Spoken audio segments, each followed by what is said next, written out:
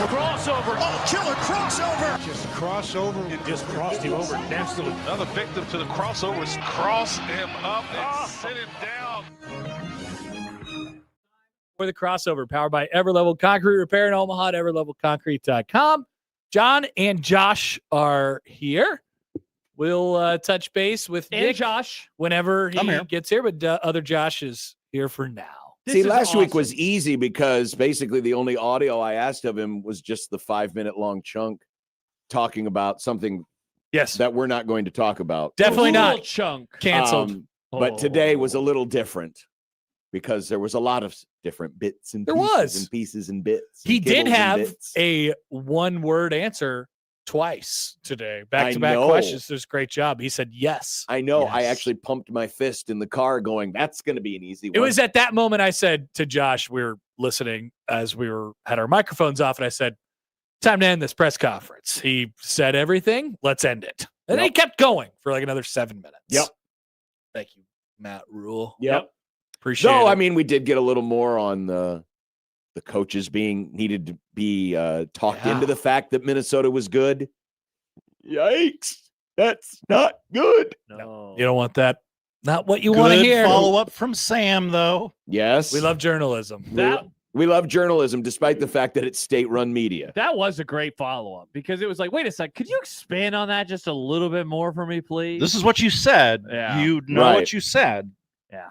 And it was at that point he was like, okay, let me, I might not come off the right way. Yeah, he did that thing again where he said, sometimes I need to, which, by the way, if you have that, well, it's on every Matt Rule press conference bingo card, but that's when you were able to go, okay. It was late, but we got it. Clarify something he said earlier. Yeah. Got it.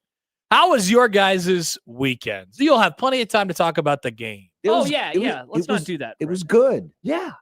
Both our teams won in comfortable fashion. Your team won too. They did? Odson's team did not. Yes. They did not. Excellent. They were leading, though. Hey. I thought they would. Who did the Panthers play? The Jets. They played the Jets. All right. I mean, it wasn't very impressive. It was only like a 7-point game. It was a very low-scoring game, but they won. Yeah, That's I all saw that Bryce Young got hurt. Is this true? Yes. All right. Andy Dalton played. Wow. Andy Dalton, always the fill-in guy for everyone. He's like the Cool. Austin Jacobson of NFL quarterbacks. The Panthers are back.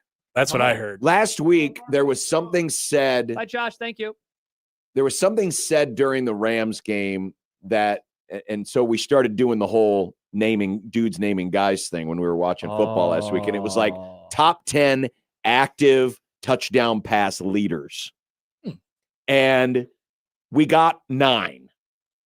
And then the last one, Christian and I are just like, is it this guy? Is it this guy? And we had to keep getting hints. The answer was Andy Dalton. The answer was Andy Dalton. For the what is this? He's stat? a top 10 active passing touchdown guy? Yes. Wow. That makes sense. Yeah, because I don't think I would have ever got there. Yeah, I would never have gotten there. I actually didn't know he was active. He gave us a hint like he got most of his touchdown passes in the AFC, but now he's an NFC backup. And I'm like, Tyrod Taylor. I had forgotten that Andy Dalton was your backup. I didn't know that until just now.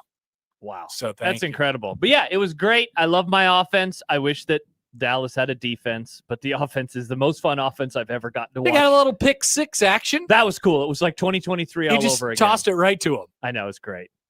Yeah, Washington's bad.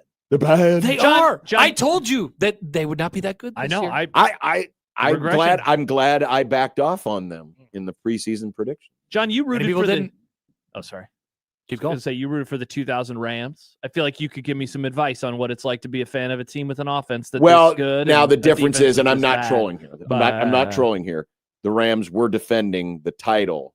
They were. And so I was very upset because it's like, what happened to last year's defense? It's only been a year. It's the same dudes. Also, wasn't that offense like all-time good? Oh, yeah. That was the greatest show on turf era. Yeah. So it's kind of different, right? Because whereas this is like, whoa, the Cowboys offense. This is neat. Hey, nice. But they have two, an all-pro and all-pro adjacent. George Pickens having a good season so far. They can run the ball, a good tight end, and Dak's playing out of his mind.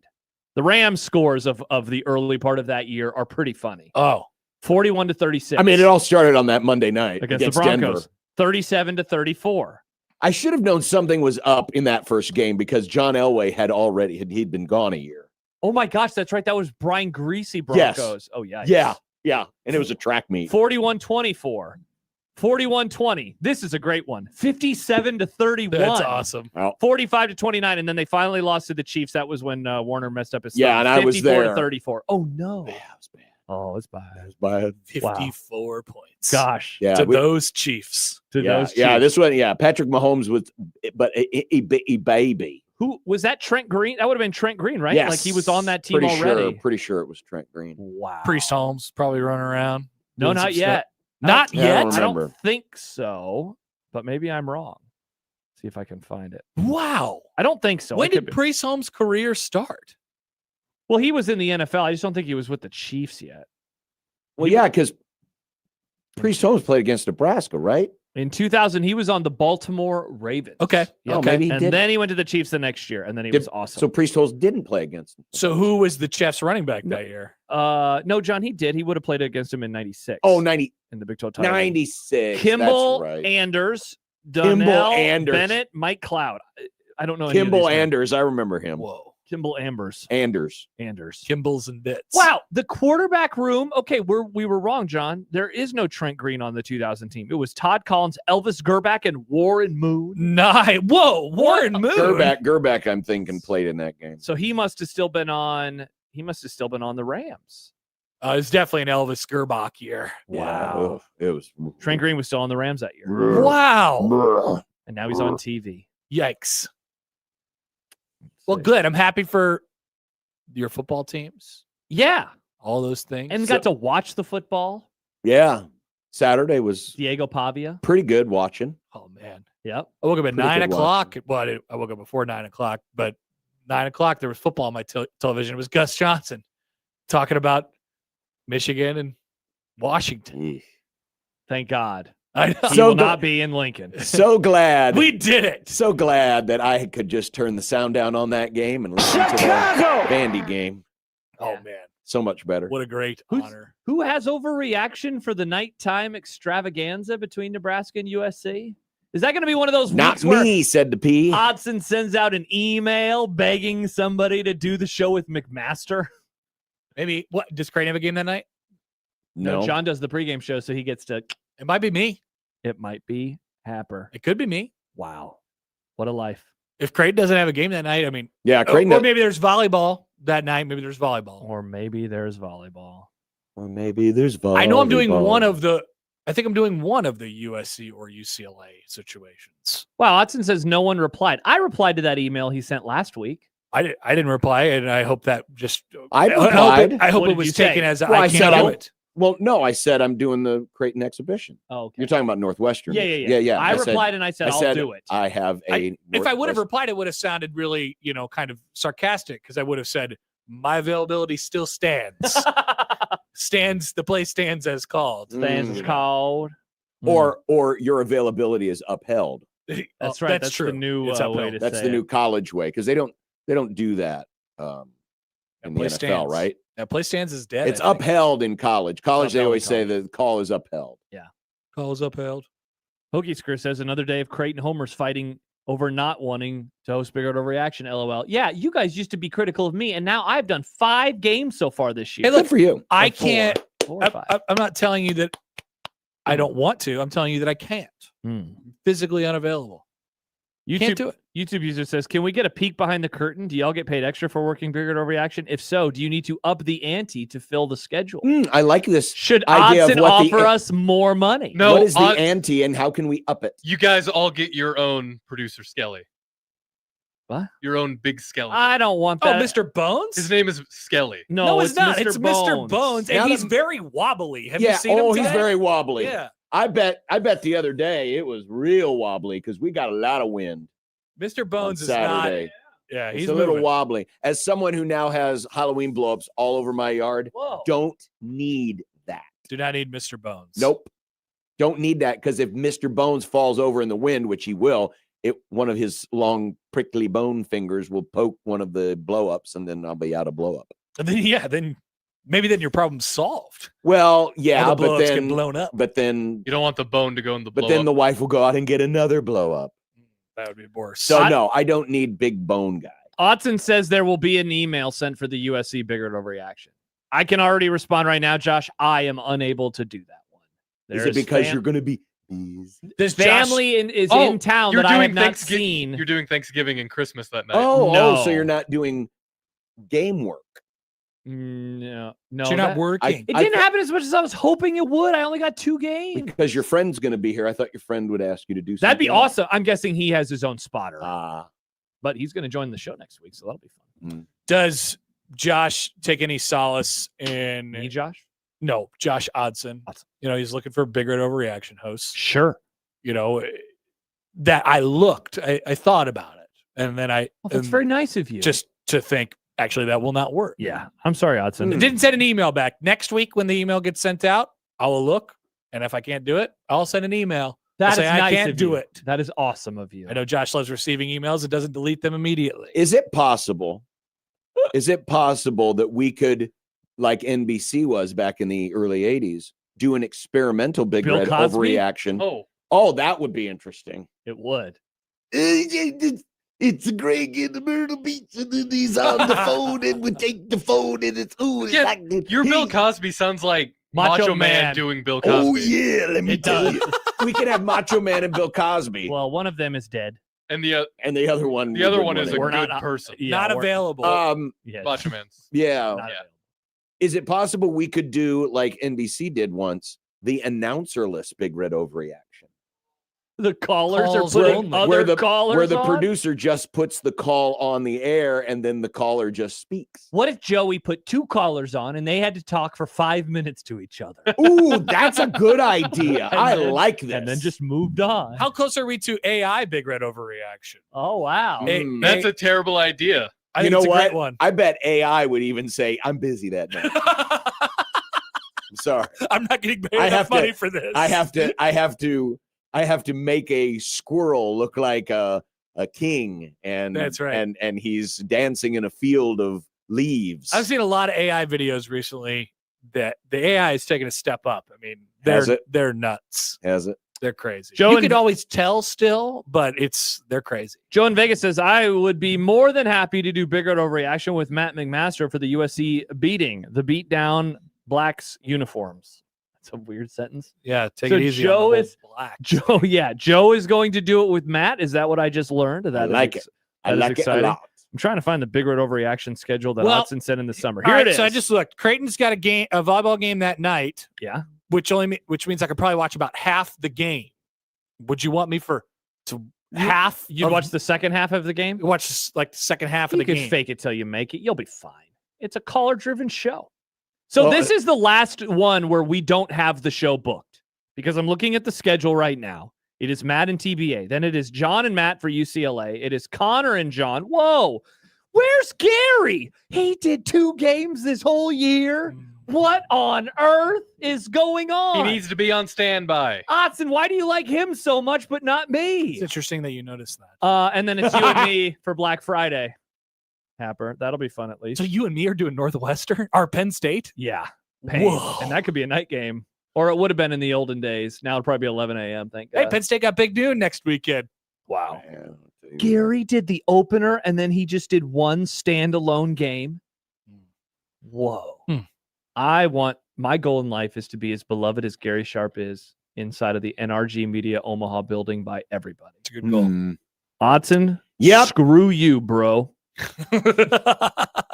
Nice work, Josh. Yep. How about you shove it? He reminds us that he can't do home games. There are road games. Famously, they are playing on the road. Penn UCLA State. and UCLA and Penn State Yes, are road poor Matt's games. done 100 games this year, and now he's about to do post game for Creighton. I would just like to see I think I brought this up before, but what if you just scheduled them for a home game? Just to see what happens. Not a bad idea. You know? Well, it depends. I mean, how raspy would his voice be after having to take over for Nate Rohr in the third quarter after Nate got thrown out for targeting? Down. Plus, Nate great has to get question. ready to go down to Kansas City. What if the Chiefs played on a Saturday instead of a Sunday? Whoa. Roger Goodell's coming for our days. He probably is. He didn't say a whole lot of Raiders first downs yesterday, old Nate. Mm-mm. He said 0 it- Raiders points. He said it 3 times. First down Raiders. He said first down Raiders 3 times. Dear God, what a disaster! Yeah, that's pretty bad. What a disaster! Oh no, disaster! What a Oh, bad no. idea. Gino had like 12 yards passing. Is that right? Something like that. It was. I think I saw the stat this morning. It was 68 yards, and 66 of them were like. At the line of scrimmage. Yeah. So Yeah. it was like they gained 66 yards after catch. It was just all dinking Amazing. and dunking. Absolutely terrible. Not a great plan. Sindelar having to deal with all these egos must make Josh miss KFAB. That's funny. I don't know. Maybe. Oh, that's good stuff. It's a lot of people to wrangle in. Mm. Here's my advice. Just tell them they got to do it. Yep. He already made the schedule for next year. Let's just pretend that that's binding. I forgot that is on this list. Let's just say it's binding. Matt and I are doing Bowling Green next year. John, you and I have. Oh no, Otson gave us the Indiana game. That's going to be terrible. Disaster. Yeah, they're going to lose 100 Oh to 4. no, disaster! Let's see. Wow. What games do 100 I to have 4. next year? Happer, you and I have Oregon. We also Oh. have Washington. You also have Rutgers and Michigan State and North Dakota. Oh, those all sound like night games. I'm Wow. out. Yeah. Sorry, too busy. Can't do it. Just make it binding. Say there's no excuses. You guys gave me so much grief for not wanting to do that show, and now you are the ones who are backing out of doing. Who's that. backing out? You. You I'm- just did. You said I'm busy next Who's season. backing out? Do you see 2 of us? Do you see 2 of John? Do you see 2 of I? Nope. I didn't. And even the second one of me would be like, I'm busy. I don't have time. YouTube user says, "Wait, I thought the Bigger Overreaction schedule draft was going to be video content." There was no draft. There should have been though. There was no draft. Uh-huh. But we would run into similar problems. Yes. Yes. Imagine People. imagine watching an NFL or any other major sport draft where the draftees would be like, no. And the Tennessee Titans with the first overall pick Cam. Nope, never mind. I'm never busy. mind. I can't be there. I mean, John Elway I'm- kind of did that. I'm the Eli. I'm the Eli? backup PA for Miami Hurricanes games. Can't do it. That's good stuff right there. That would be that's basically what the Big Red Overreaction draft would be. Why didn't we take advantage of Nick doing? He wanted to do all those Yeah. shows. Nick volunteered. Nobody wants me. Nick wasn't a part of We the do. email chain to the USC game. Nick would have been great on Friday night. Oh my gosh, Nick and Matt, Or just Nick. or just Nick. You know what, Nick? I wouldn't want to do that solo. Otson, why don't you give Nick the USC game? It's not a big game. Nobody will be listening. It'll be fine. Yeah. Everyone will be blacked out. And I don't mean because they're wearing all black. Got him. Wow. Hmm. I'm very happy that game's at night. Wow. Crisis averted. Is it a crisis? What crisis was averted? 11 a.m., John. No, but why is that a crisis? The crisis of Big Noon. Chicago. The crisis of Big Noon, John. yeah, Joel but Platt. but it would have been a 9 a.m. local kick in body clock time for the old Trojans. Now it's 4:30. 4:30 Don't you wanna body clock time. That USC is going to be fresh as a daisy. Don't you want to get the opponent's best shot? Just Yeah, like John. Minnesota game, We're Nebraska gonna. on Friday. We're gonna go get them. Wonder if Matt Rule will be Enjoy walk- your masquerade party, baby. Go will he get be 'em. walking around the coach's offices telling him that the USC game is a big game? Nobody's listening. They'll say, no, it's not. It's not Guys. even Big Noon, you idiot. This- Boy. Where's the All-American girl? She's not here. Yeah. You're all happy about 6:30. We could have had the All-American girl Jenny Taft on our sidelines. I know. Going over and interviewing old Larry the Lincoln Cable Guy? Riley. Lincoln Riley right before kickoff, and Lincoln Riley's like, I'm sleepy. What? There's a game? Did you see the play call that he called late in that game versus Notre Dame? The wide receiver pass in the rain where the wide receiver dropped the ball because he couldn't throw it. Yeah. Smart. It's just the dumbest crap. I think I had tuned away from that game by Yeah. that point because I knew it was over. And I'm trying to remember what I turned to. Bama was I turned Holy on- War. I did. Yeah, I had the Holy War on instead Hell of that. Yeah. Kenneth went to that game. Kenneth, I hope Kenneth had fun. Kenneth loves Notre Dame, In so he South definitely Bend. had fun. We don't talk enough about the Blue Jay Notre Dame fans, but there are many of them. There are. You know, every time I watch Catholicism. Do we call them the Green Jays? We call them the Caths. We call them the They are just the super Catholic. the yeah. Jesuits. Omaha Caths.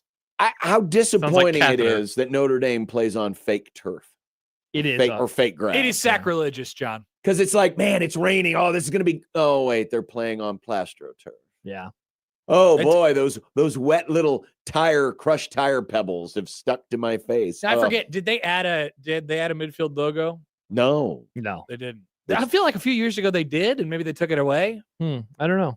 I like think that they so. have the If they're gonna have fake slanted turf, lines. might Yeah, as the well just slashes go in the the end whole zone. way and have a Go all the midfield way. logo. But tradition, Happer. I know. But Yeah, tradition. tradition. Grass. Slashed lines on a artificial turf field. Tradition. Michigan did the same thing. They used to have grass when I was a youngster, and then Yes, they they got did. rid of it for field turf. Well, it's funny because they had, It's sad. when I was growing up, Oh, they they do have had Notre Dame the in the middle. OG AstroTurf Michigan did, like Lincoln. Oh yeah. But then they went to grass in the 90s, and it was like, man, this looks so much better. And then they went back to the fake stuff. In 2027, do you think Nebraska's new coach is still going to be in on the grass situation? Wow. Wow. I don't know. That's a good It's a Well, question. what good does question. Urban Meyer like? Oh, Oh. that's a fun Grass comment. or turf? Ohio State plays on grass. Ohio Right? State plays on turf. No, it's turf now. Mhm. It is turf. They did the same thing as Michigan. Florida plays on grass. He coached Florida- at Florida. most of the SECs play on grass. What a What about conference. Utah? What a climate. Utah plays. Is it turf as I well? believe so. All these. Yet BYU plays on grass. Right? BYU do, plays yeah. on grass. Yeah. Utah plays. Yeah, check Utah. I'm not 100% on that. What's that stadium called? You guys know? Rice Rice Eccles. Eccles. Yeah, ECCELES. Yeah. Heckle the Rice Eccles. Nice. Yes. Good reference. Heckle the Rice Eccles. Eccles, the Rice Eccles. All right. Let's see. I will look at a photo and That I will looks tell turfy. you. That looks turfy. It does from look. from this angle. It's turfy. Looks turfy to me. God sucks. It's all turfed You up. know, we always talk about Nebraska, how they should play home and homes, and it's like LSU and Auburn and Georgia. They need to do a home and home with the Utah schools.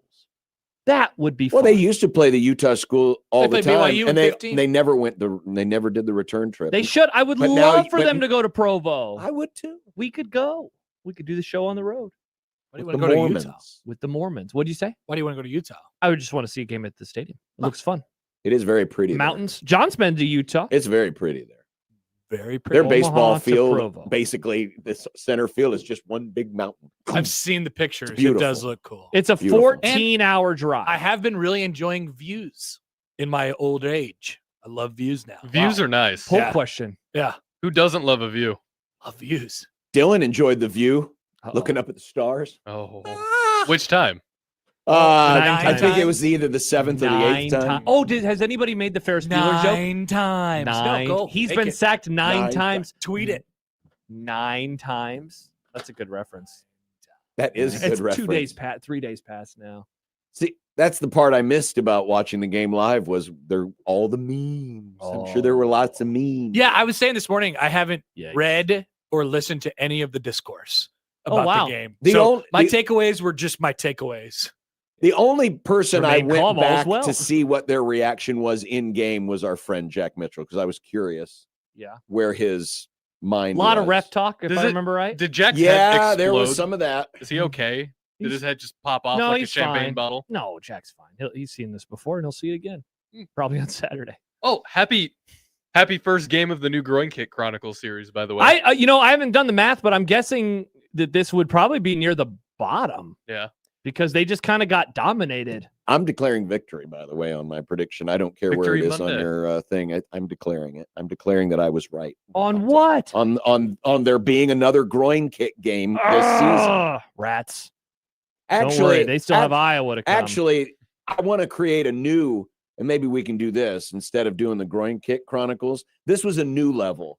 This was Cornhusker castration. Oh my gosh. Sheesh. There wasn't a groin kick. There was a The removal. Cornhusker Castration Chronicles? Yeah. Kind of cool. Kind of cool. Kind of catchy. What's the Omaha testicle sound effect? What? That's the testicles Oh, on yeah, remember ice. the hockey? Don't Yeah, you remember the hockey Omaha's team? NHL team. Don't that make we were gonna noise get in ever Gretna? again. Yeah. I remember. Yeah, I remember the sound of the testicles rolling around on ice? I remember. Good time. Hey, everyone, Omaha's in the playoffs. Whee! That was tough. Instead of a terrible towel, it's just, A giant ball. uh-huh. Imagine the announcers trying to explain it. So those are the. Never mind. Let's just move on, shall We're we? just gonna move on. Someone Oh. threw their ball on the ice again. Uh huh. Tough watch. Tough watch.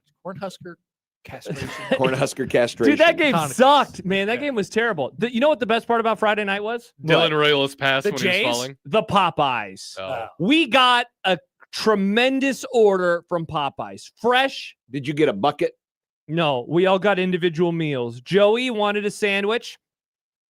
Matt wanted a 3-piece. I wanted a 3-piece. Didn't you, though, as It the was person, great. didn't you, wouldn't it have been more fun if you would have just ordered like one of their family meals? I should have, would've been but awesome. Joey wanted a sandwich, so I said, I'm happy to get you a sandwich. Oh, Did so you it's tell them Joey's beggars fault. can't be choosers? No, I was happy. I said, what do you want, Joey? And he said a sandwich. you ever Because, got- he's a Gen Zer. Don't you want to say, see, this is the way we used to eat chicken. Gosh, I should have done We that. I could have had we leftovers. picked it up and Yeah. we ate the meat off the bone like the cave people Have you ever did. gone to one of the fast casual places and got their catering? Like a Yes.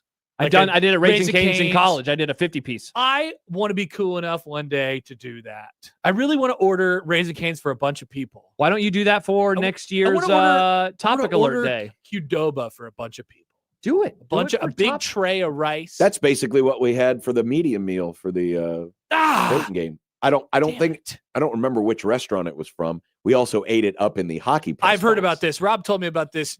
I'm glad did it taste somebody any did, 'cause different because it was 900 feet in the air. It tasted good, That's good. but it did take a while to get there. That was Why my don't you concern. have people over at your house soon, Happer, and cater a delicious meal?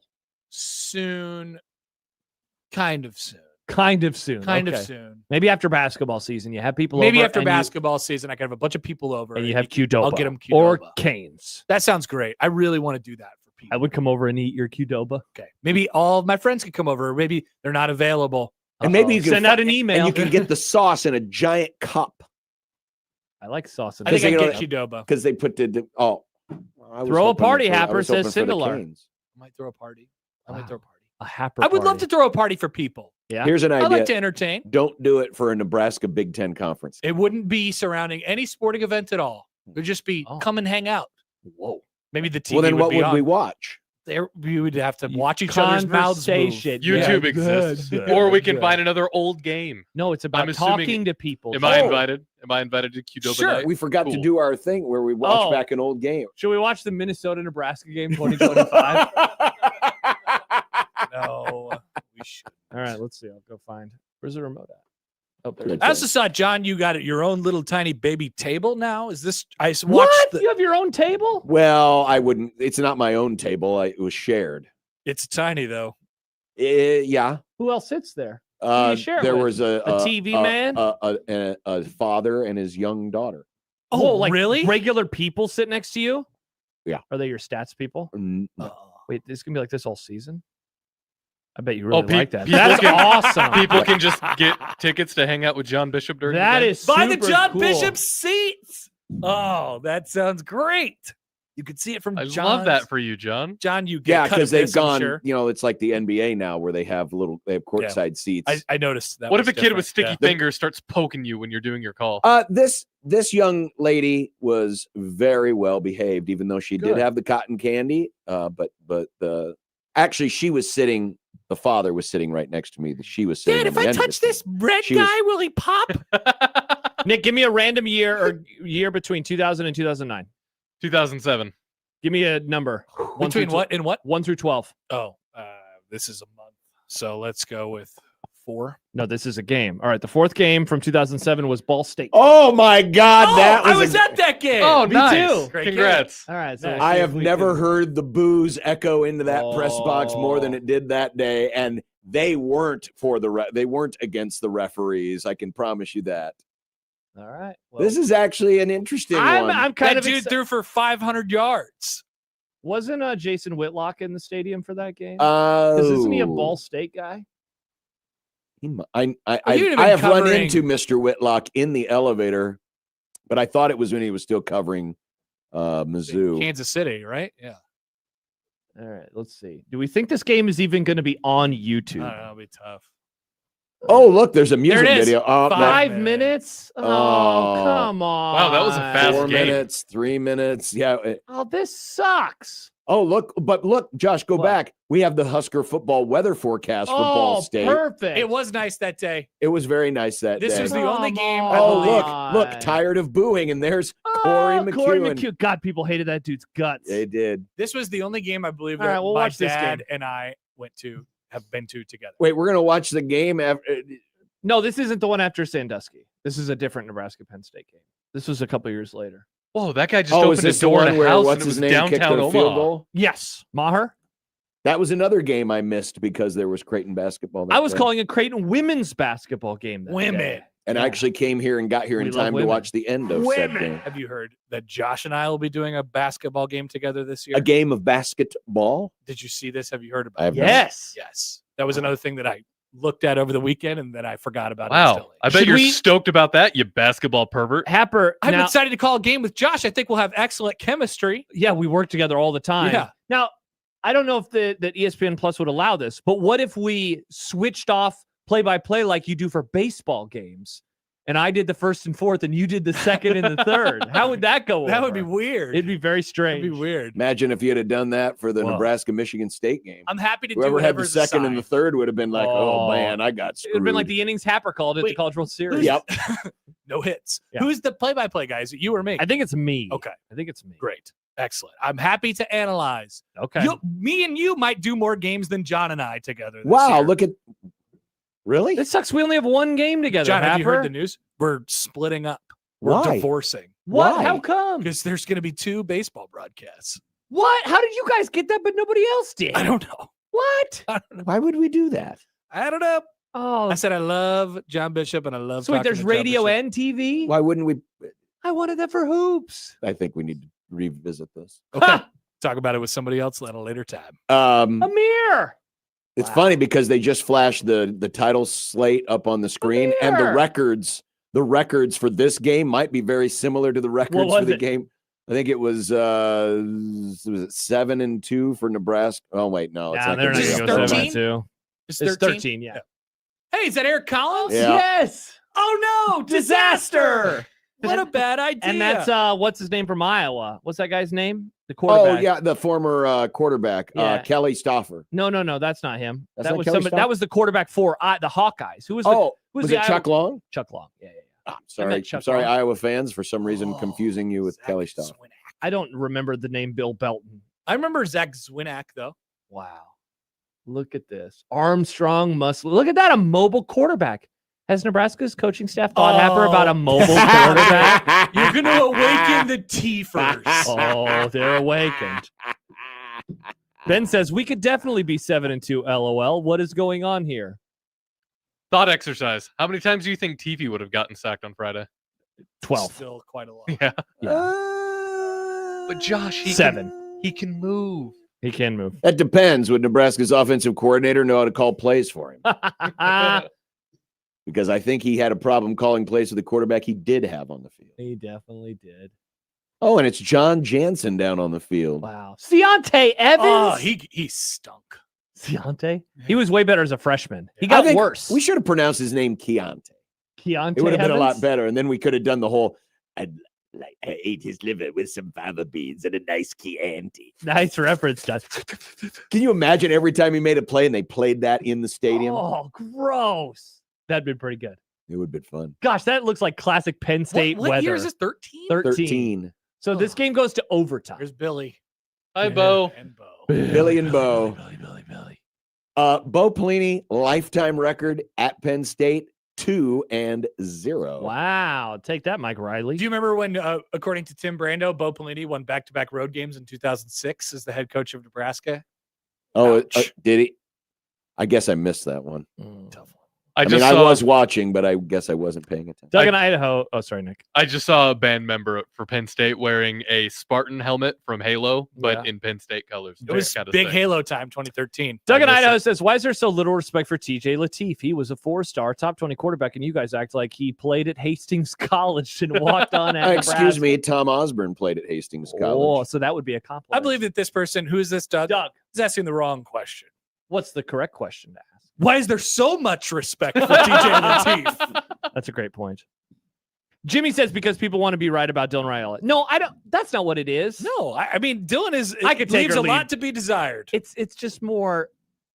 He would get broken out there. He's so tiny. But maybe I'm the idiot. Are you saying he's baby TP? He is. He needs to put on some more weight. Also, we're Oh, that was judging him. fast. Oh no. Oh, this is back in the era where BTN would put the hashtags of each of the two teams on there for some Hashtag reason. Huskers, Like you hashtag don't Penn already know State. who's playing when you look at the score bug on the other side of the screen. a tweet with your hashtags. They did it for Twitter. It was a Twitter thing. They wanted you to talk about the game and use the hashtag. Whoa, Kevin Kugler found the 2007 Ball State Where? game. And where did he get It's that? unlisted. How did Kevin find an unlisted Kevin has a YouTube? YouTube Something backdoor. something tells me Kevin might know about this now. Alexander Malzyov Now- uploaded it. All right. I'm going to figure out how to get this. Is Yeah. Kevin Alexander Malzyov? So do we want that one instead of this one? Yes, we absolutely Okay. do. I All will right. get it during the commercial break. Nice. I like it. So who did the game? Was it a Fox Sports Net? This was a Had to have been pay-per-view, right? Yeah, view. Fox Sports Net did those. People Oh, bring that music back. folks actually paid to watch that game. I did. My parents did for me. Thank you, Mom and Dad. Not that game. I was there. I was a student. All right. This dude is still reffing. I know he is. Does he look the same? He Yes, looks a little Jerry skinnier. McGinn. Yeah. He's lost a little weight. Jerry McGinn holding. I got no idea on the defense. He has no neck. He doesn't have a neck. Way to go, Jerry. Now he is a little. I'd say he's a little puffier because he's wearing like stuff underneath. That's 'cause probably it's, true. It's very chilly there. Who knows? He may have lost some. But meanwhile, look at Bo. He's just wearing a hoodie and only one-eared headphones. That's a man right there. That right ear's going to get frostbite, but he don't care. Oh, it's Sam. Oh, geez. Okay. Well, this got really sad. Wow, look Change the game. Look how short he was behind the up backs. I mean, he almost kicked the ball into the Oh, get it! Did they get it? Nope. No. Oh, no. Wow. All right. Let's watch the Ball State game. Let's watch the Ball State. I'll get it up there in a second. All right, we got to go. Bye. It's, Bye, Abba. Great that to see you. That flew by. Crossover powered by Everlevel Concrete Repair in Omaha, everlevelconcrete.com. Here we go. 1620 the zone.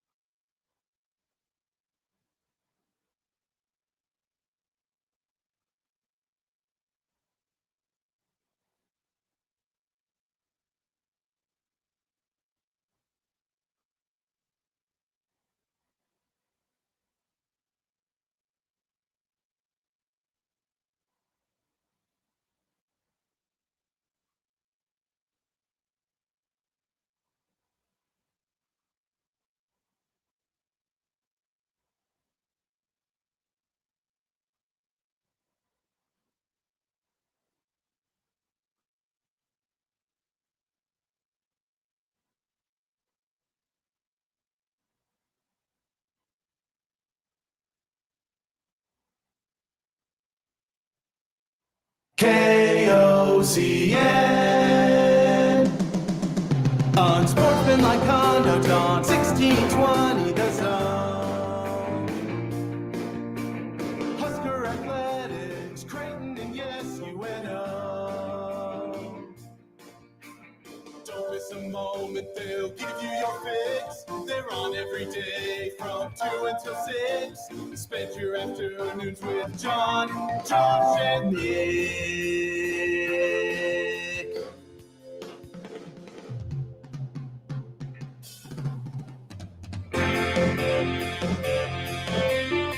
John, Josh, and Nick.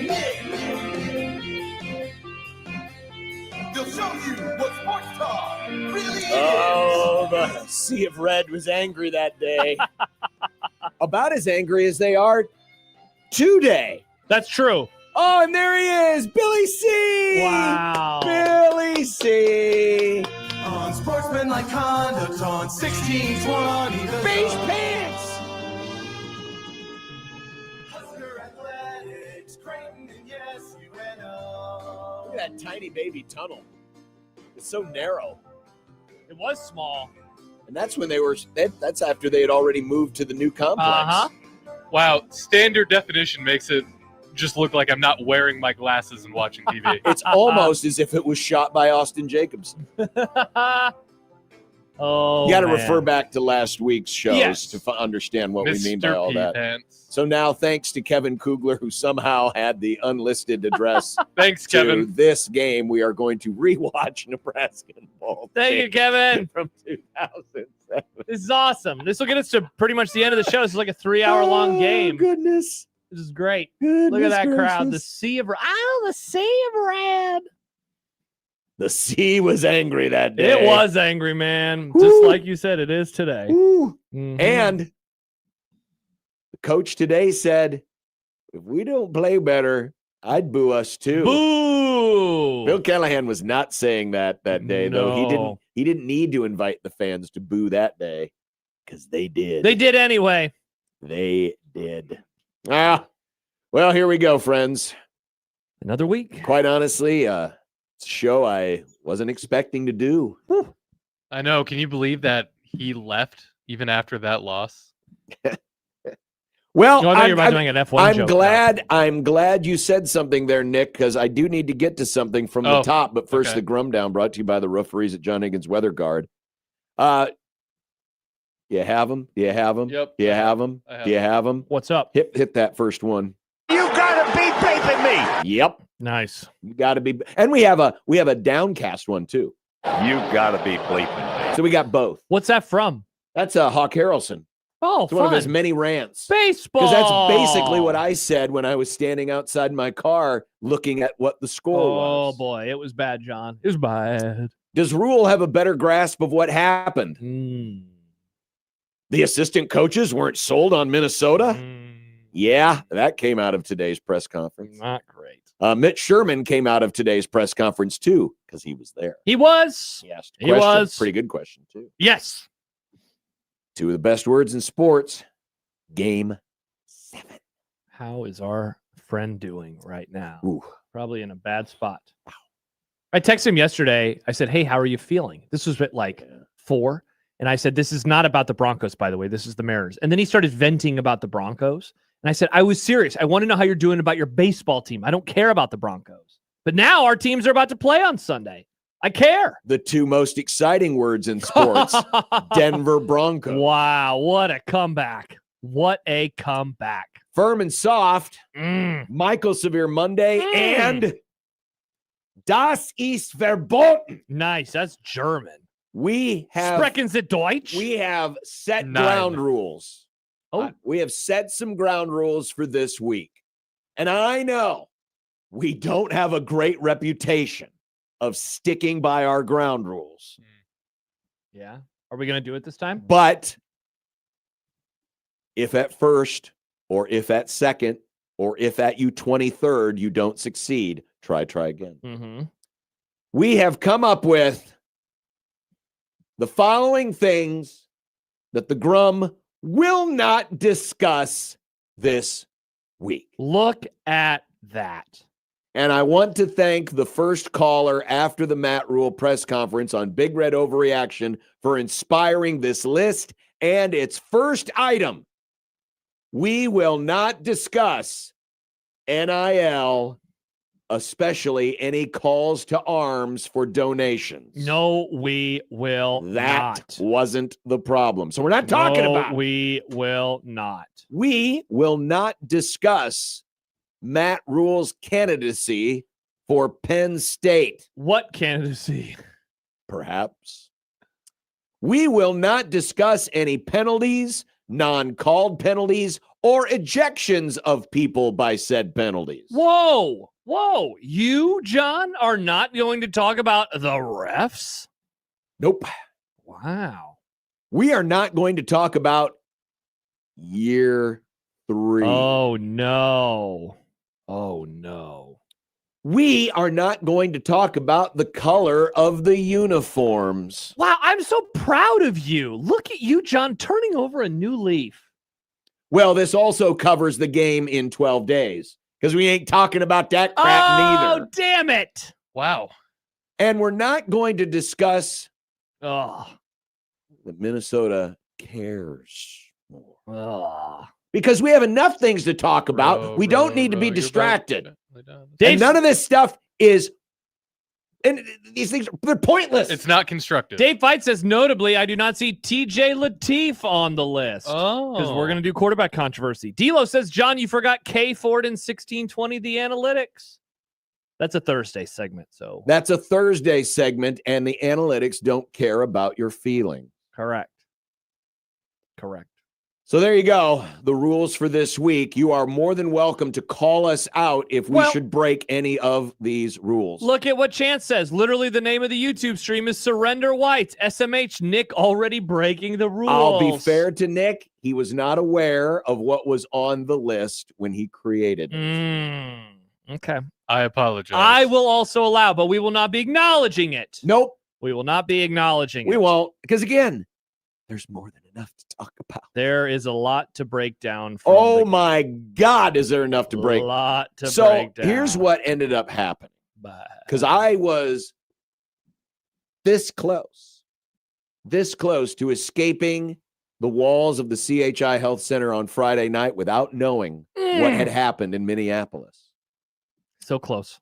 And as I was leaving the arena, I had stopped by to wish upon condolences to Rob Anderson, Creighton Sports Information Director and noted Milwaukee Brewer fan. Because I was paying attention. I wasn't watching it, but I was looking at the scores of the baseball.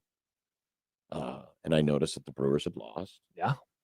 And so I offered my condolences. And at that point, it was when young Patrick Davis, one of his fine assistants, said, yeah, and did you see that the Huskers look? Oh, and Patrick! I stopped him No! just as the was coming from his lips. What does that word mean? And I said, I don't want to know.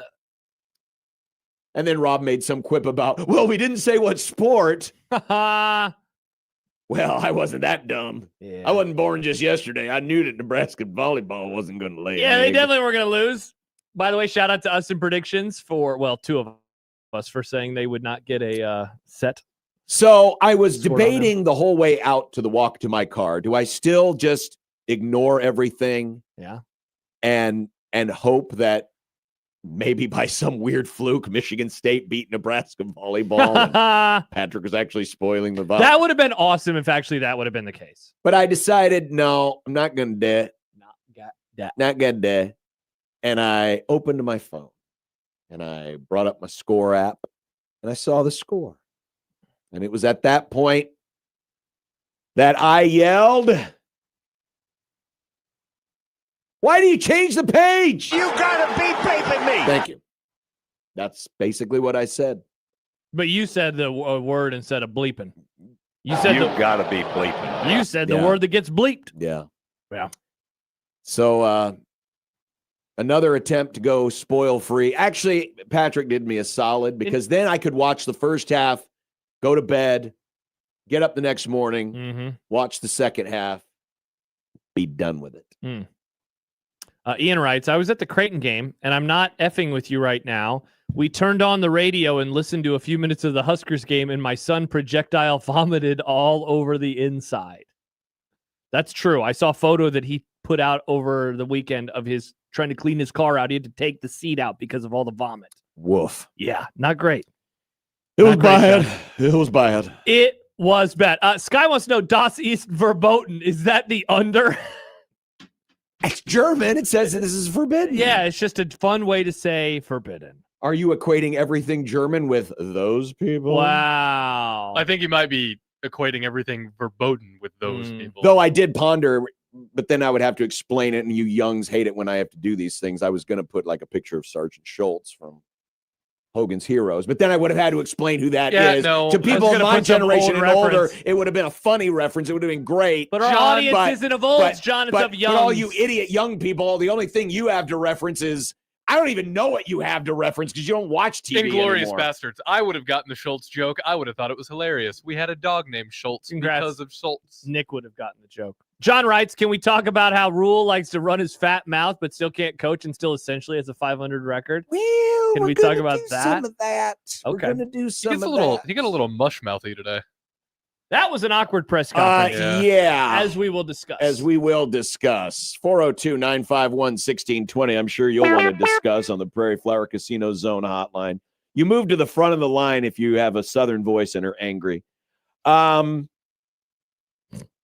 You can also hit us up on the JTech Construction Zone Twitter page at USC1620 or email. Please.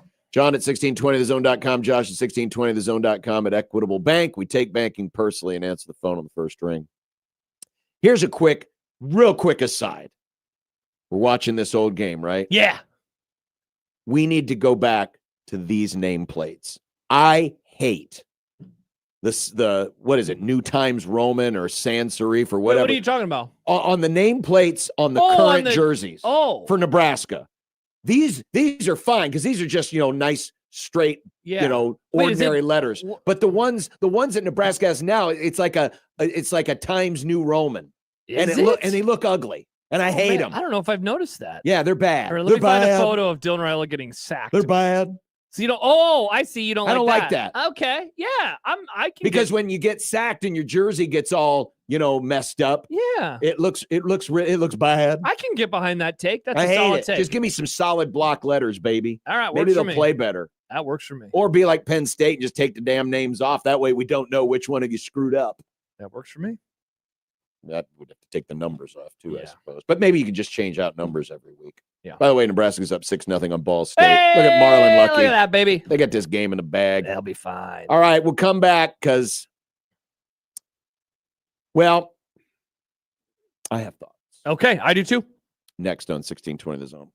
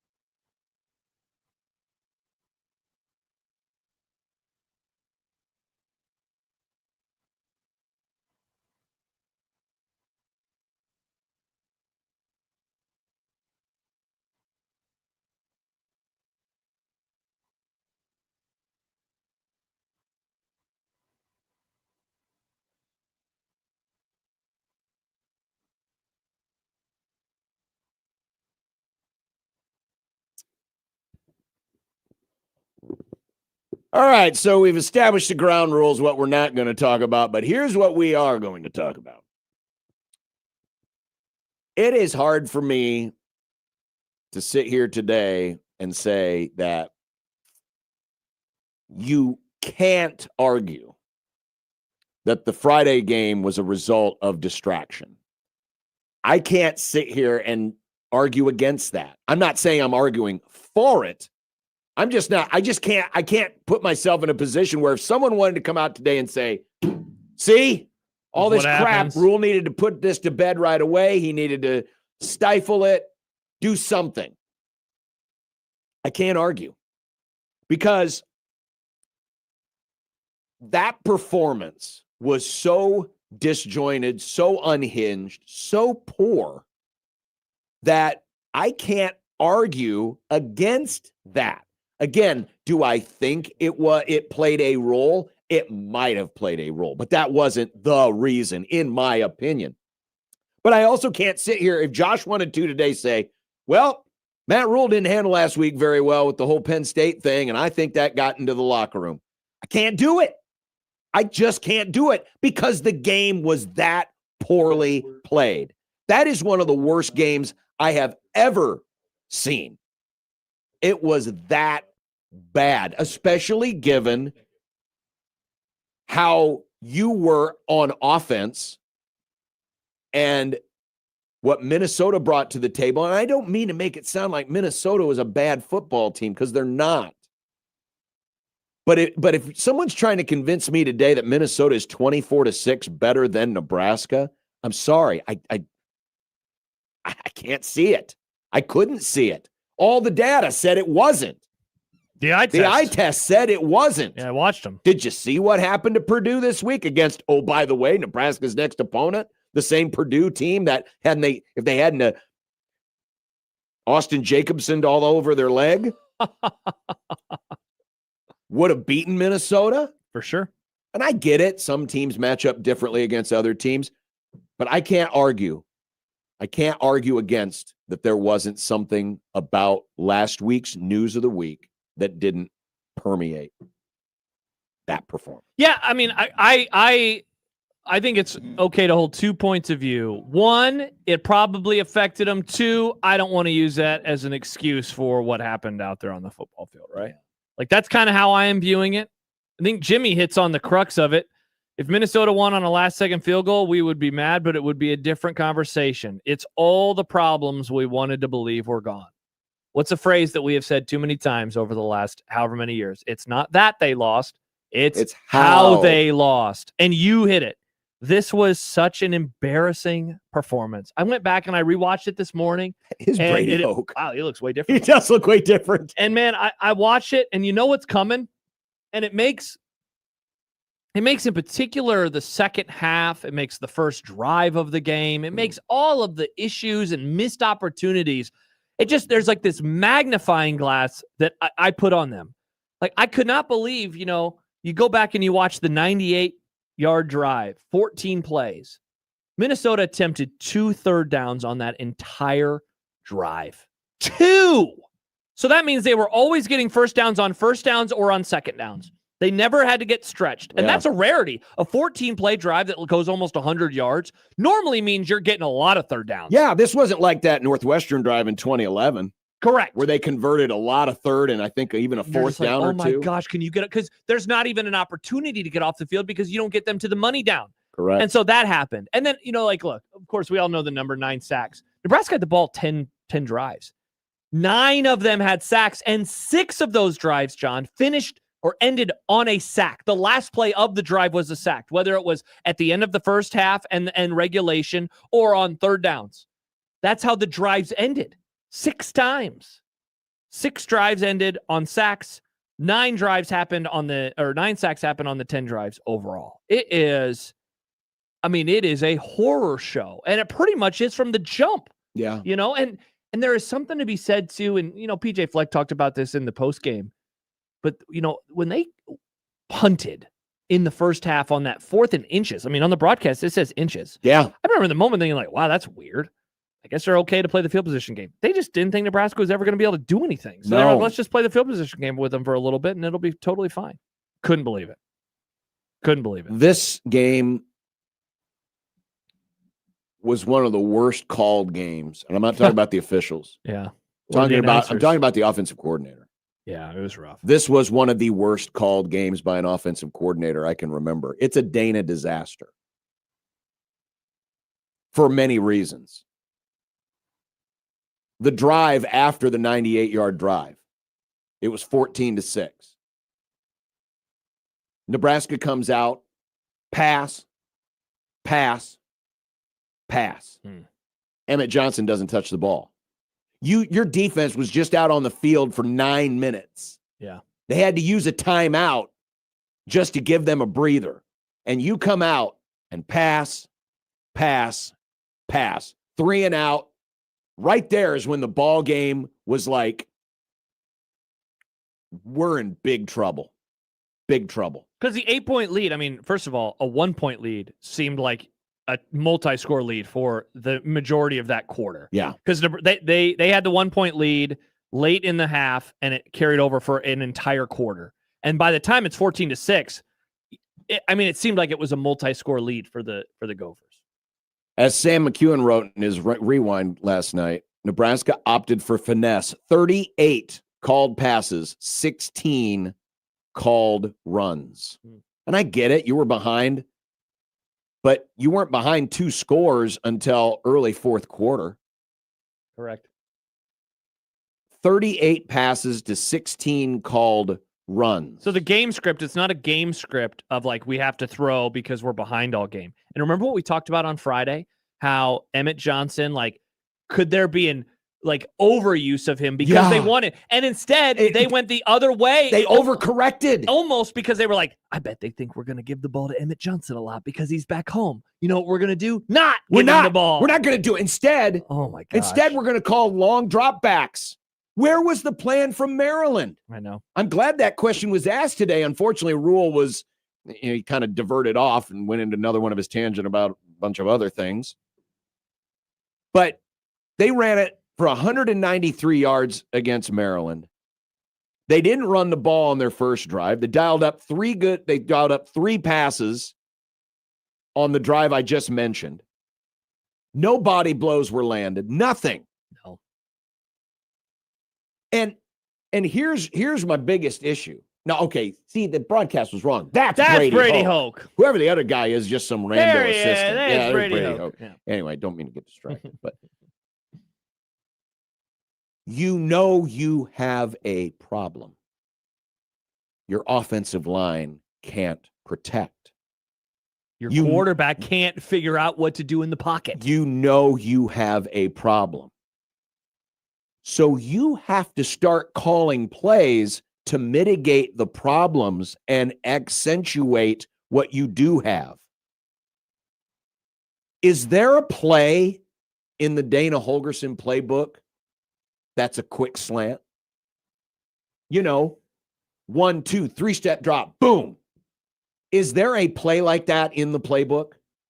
Is there a play in the playbook to just hand the ball to Ja'Cory Barney or hit him with a smoke screen or something?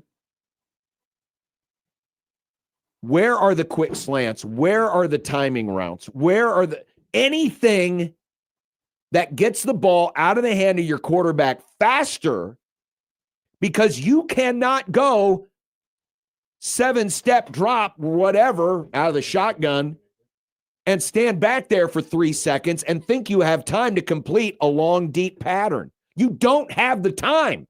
It's now proven. You literally went against that against Maryland, and it worked.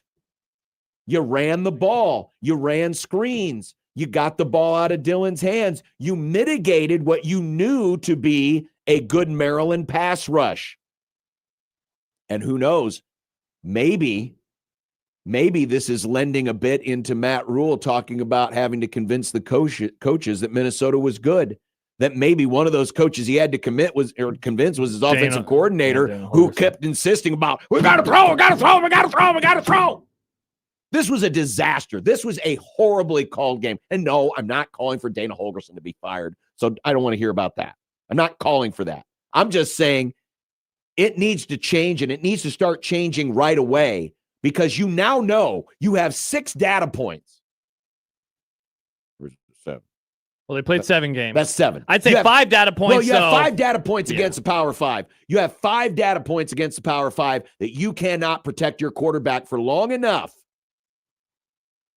to go deep or to get longer developing routes. You got to find a way to get the ball out of his hand quicker. And this is not to say that it's all on Dylan or it's all on the offensive line. Or It's all on everybody. It's on everybody, but you have this weakness. Yeah, I mean, the John, weakness is here. You see it. You can feel it. You don't need to be convinced anymore that it's there, because it's there. It started on the first drive. And that's why I think the stat of him getting sacked on 9 of 10 drives, I think is such a great thing to point at, because it shows that it ended every drive. And it's just so consistent. Yeah. It's, like sometimes you'll watch a football game and you'll see a guy get sacked 5-6 times and it's like, man, it couldn't get away from them on those plays. But it's not like they have like triple the amount of pressures. Almost every time they got pressure, they got to him. Almost every single time. We'll even acknowledge today there could have been 5 more sacks. Yeah, the left-handed throw, the one to Lindenmeyer where he's running around like you're talking about easily a game that could have been in the double-digit sack category, and it was from the first drive, the very first drive. Immediately he's getting pressured, and it takes them out of 3rd and manageable situations. It's like, thank God that he got that long run on the 3rd and forever to get the final points of the entire game. But they had all of these drives that were just pushed so far back that by the time it's 3rd and whatever, you're not even going to get a first down. And you're just hoping to give yourself either an easier kick or a slightly better field position for a punt. And when you are passing, and when the ball is getting completed, because it is getting completed, the completion percentage is high. Oh my gosh, can we add that to the list of things? No, I don't maybe wanna we talk should. about? But as Sam McEwen again wrote, last three games, which includes Maryland, 10 combined catches for Barney and Key. Yeah, that you can't do that. And like, look, Dane Key was wide open on the first drive of the second half when the game is obviously very much in doubt, when it is still a 1-point football game. Nebraska has finally started picking up some yards. I would say that in the non-scoring drives, that was their best one of the entire night. They're into field position. They've just picked up 2 big chunk plays with Emmett Johnson. By chunk plays, I mean like 12 yards. With Emmett Johnson. Ooh. And they drop back, and the play call is there. Everything is working perfectly. Dane Key is wide open. He actually had time to throw it. All you got to do is hit him. And he overthrows him by 5 yards. So like even on the rare moments on Friday when the things went how you would have hoped they would, it still didn't matter. The drops, he had multiple drops that took away large chunks of yards. The Isaiah Hunter drop was a crippler. Yeah. A crippler. Because I think, were they down 21 at that, 21-6 at that That was point? yes. But there was also one, I believe, at the end of the first half, and it was not as easy of a catch. I think it was more of an over-the-shoulder play. But still, would have picked up some chunks. But yes, that one, when the game, it's probably over, but still, you maybe could have had a little bit of a push. Yeah, but if you score there, it's a one-score game. It's a one-score game. And then you've got some momentum, and who knows how Minnesota responds, right? Maybe the defense bows up a little bit. Who knows? For sure. You don't know how these games are going to go. Going back to the Barney and Key, Nick, do you have the audio? It was the back and forth. Sam McEwen was asking. Let's see. Yeah, here it is. Here was that conversation today at Matt Rule's press conference, getting Key and Barney the ball. Barney and Key, it's very simplistic to say scheme them into touches, but like they had 10 combined catches in the last 3. Yeah. Yes. I'd like to see them touch the football. Do you think does there need to be more intentionality about just getting them the ball? Yes. I mean, quite the answer to hear, especially when you take it in concert with what he had to say about the coaches and talking up this game. I mean, that is because look, say what you will about Rule. He does not take his coaches to task publicly. And maybe you actually hate that he doesn't do that. I like it personally, like have those conversations behind the scenes, but that was as close. I mean, that is taking Dano to task without ever mentioning him by name and without ever saying like he needs to do way better. But that's what he was saying there. Obviously, you can't have those two guys, two of your better weapons. I mean, look at the touchdown catch that Key had against Maryland, and of course, I mean, we don't need to say plenty about Ja'Cory Barney. We all know what kind of player he is. For him to have that one catch, and that happened in the second half, right? That was deep into the game, wasn't it? A 1 yard play, like really, like that's when you finally get him involved, like. And that's the only time. Can't do that. That's the only time. Can't do that. And yeah, that doesn't even talk about the missed tackles again. Another poor, oh my gosh, run fits. Being unable to get off the field, being unable to pressure the quarterback. Not that Minnesota really gave you an opportunity to do that. The tackling in general. I mean, the fact that Minnesota, when they tackled, they tackled. When Nebraska, not all the time. Mm-hmm. It was a failure of epic proportions. And the type of game, listen, was it a close loss? No. But I'm tired of hearing about that. It doesn't matter. No, this was worse because they got bullied. Matter. They got beat up from the start. And these are the types of games that they are going to play in the Final Five. They're going to be going against teams that are going to try to do this exact same thing. I went and looked this up today. I went back to 2012. The worst spread differentials. This is the difference between the final result and where the line closed. And the games that I highlighted in red, those are games where Nebraska was favored and lost. Because there's a few games on here like McNeese State, right? Didn't cover by 28.5 points. But they won the game by 7 because they were such a big favorite. Sure. And obviously there are some blowouts in there. Last year's Indiana game, they were 6.5 point dogs. They lost by 49. It's a differential of 42.5. Yeah. But the 4 games I highlighted were the games that they were favored to win and lost. And it is a rogues gallery of some of the worst losses of the last decade, led off by the Wisconsin game in the Big Ten championship, where the differential was 42 points because Nebraska was favored by 3. The reverse cover by Illinois in 2020, where they lost by 18 after being a 16.5 favorite. The game that got Scott Frost fired that we watched last week. Georgia Southern, 23-point favorite, lost by 3. And now this one.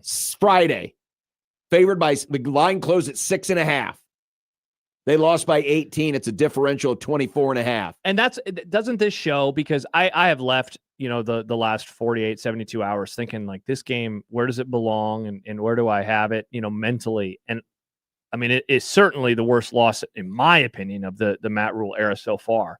And I think that this only backs that up, that you go on the road. And again, we're not going to talk about it, but that it followed the week that it did, where like he was peacocking. He was peacocking around, whether it was at the press conference last Monday, whether it was on McAfee's show on Thursday. He was peacocking.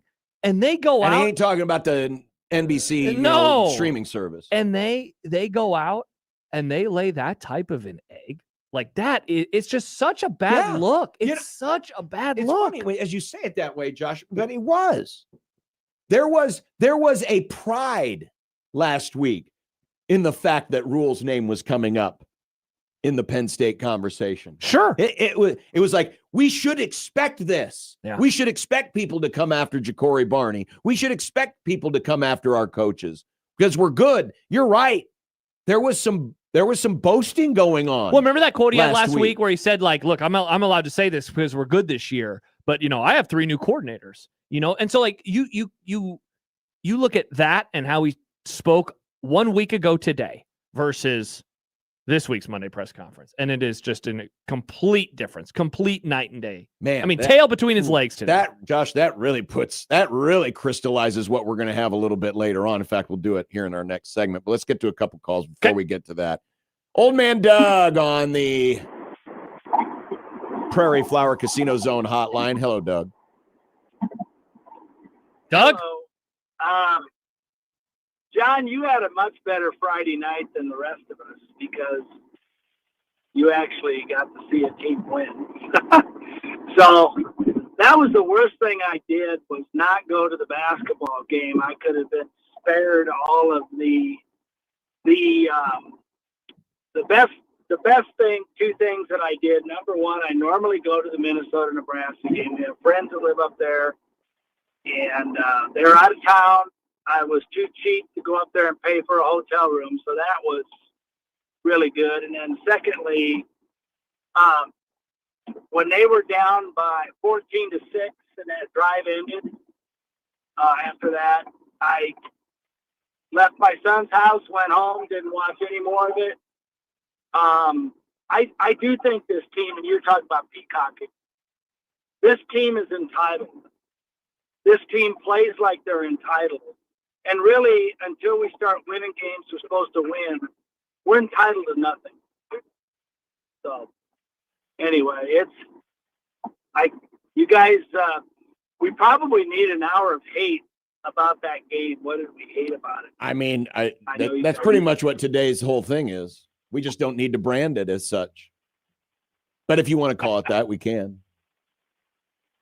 Thanks, Doug. Appreciate it. The hours of hate. Here's Matt. Hi, Matt. Here on the zone. Hey, question. So why would a 5-star recruit, number one quarterback, stay at Nebraska if this type of thing continues when he doesn't have an offensive line that can protect him for him to display what he actually can? Well, how long do you think this continues on before he's like, I'm 5 out? games. I mean, Matt. Also, that takes away from some of the blame, Matt, on Dylan, which I think he is not absolved. He's not absolved, but Matt, that's a conversation that can be easily had over the Thanksgiving dinner table. Yeah, that's true. Yeah, are you inviting me? No. He's talking about the Raiola not table. My Thanksgiving dinner table, the Raiola Gotcha. family Thanksgiving Yes. table. Understood. Yes, I'm with you 100%.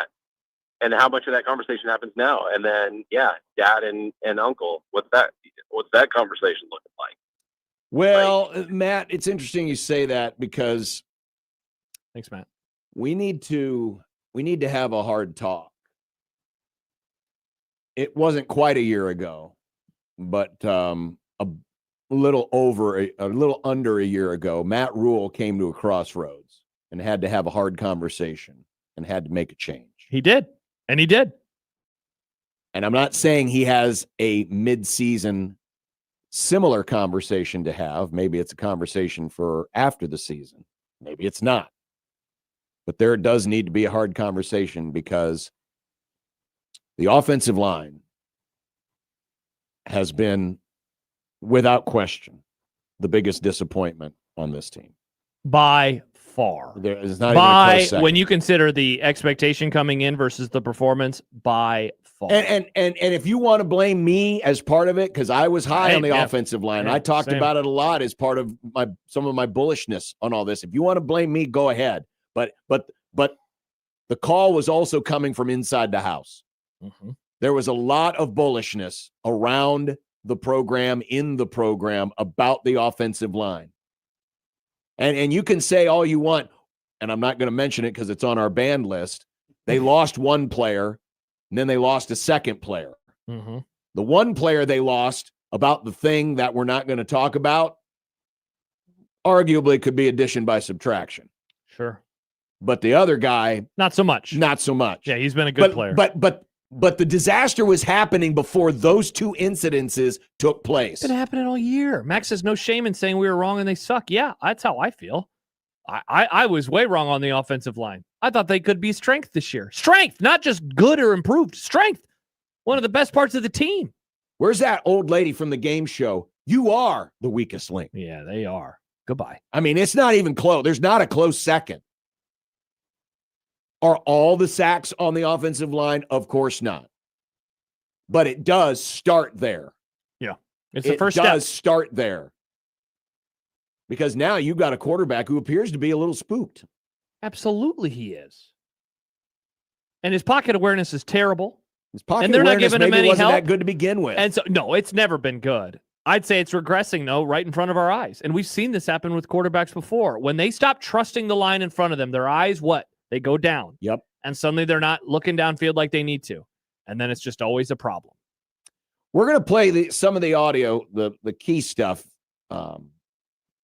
today, because it's really the theme that came out of today's press conference. There's a lot of stuff that came out, a lot of, quite frankly, Matt Rule was ranting a little bit about some of the things that went wrong. But there was one thing in particular that was very revealing and in a scary way.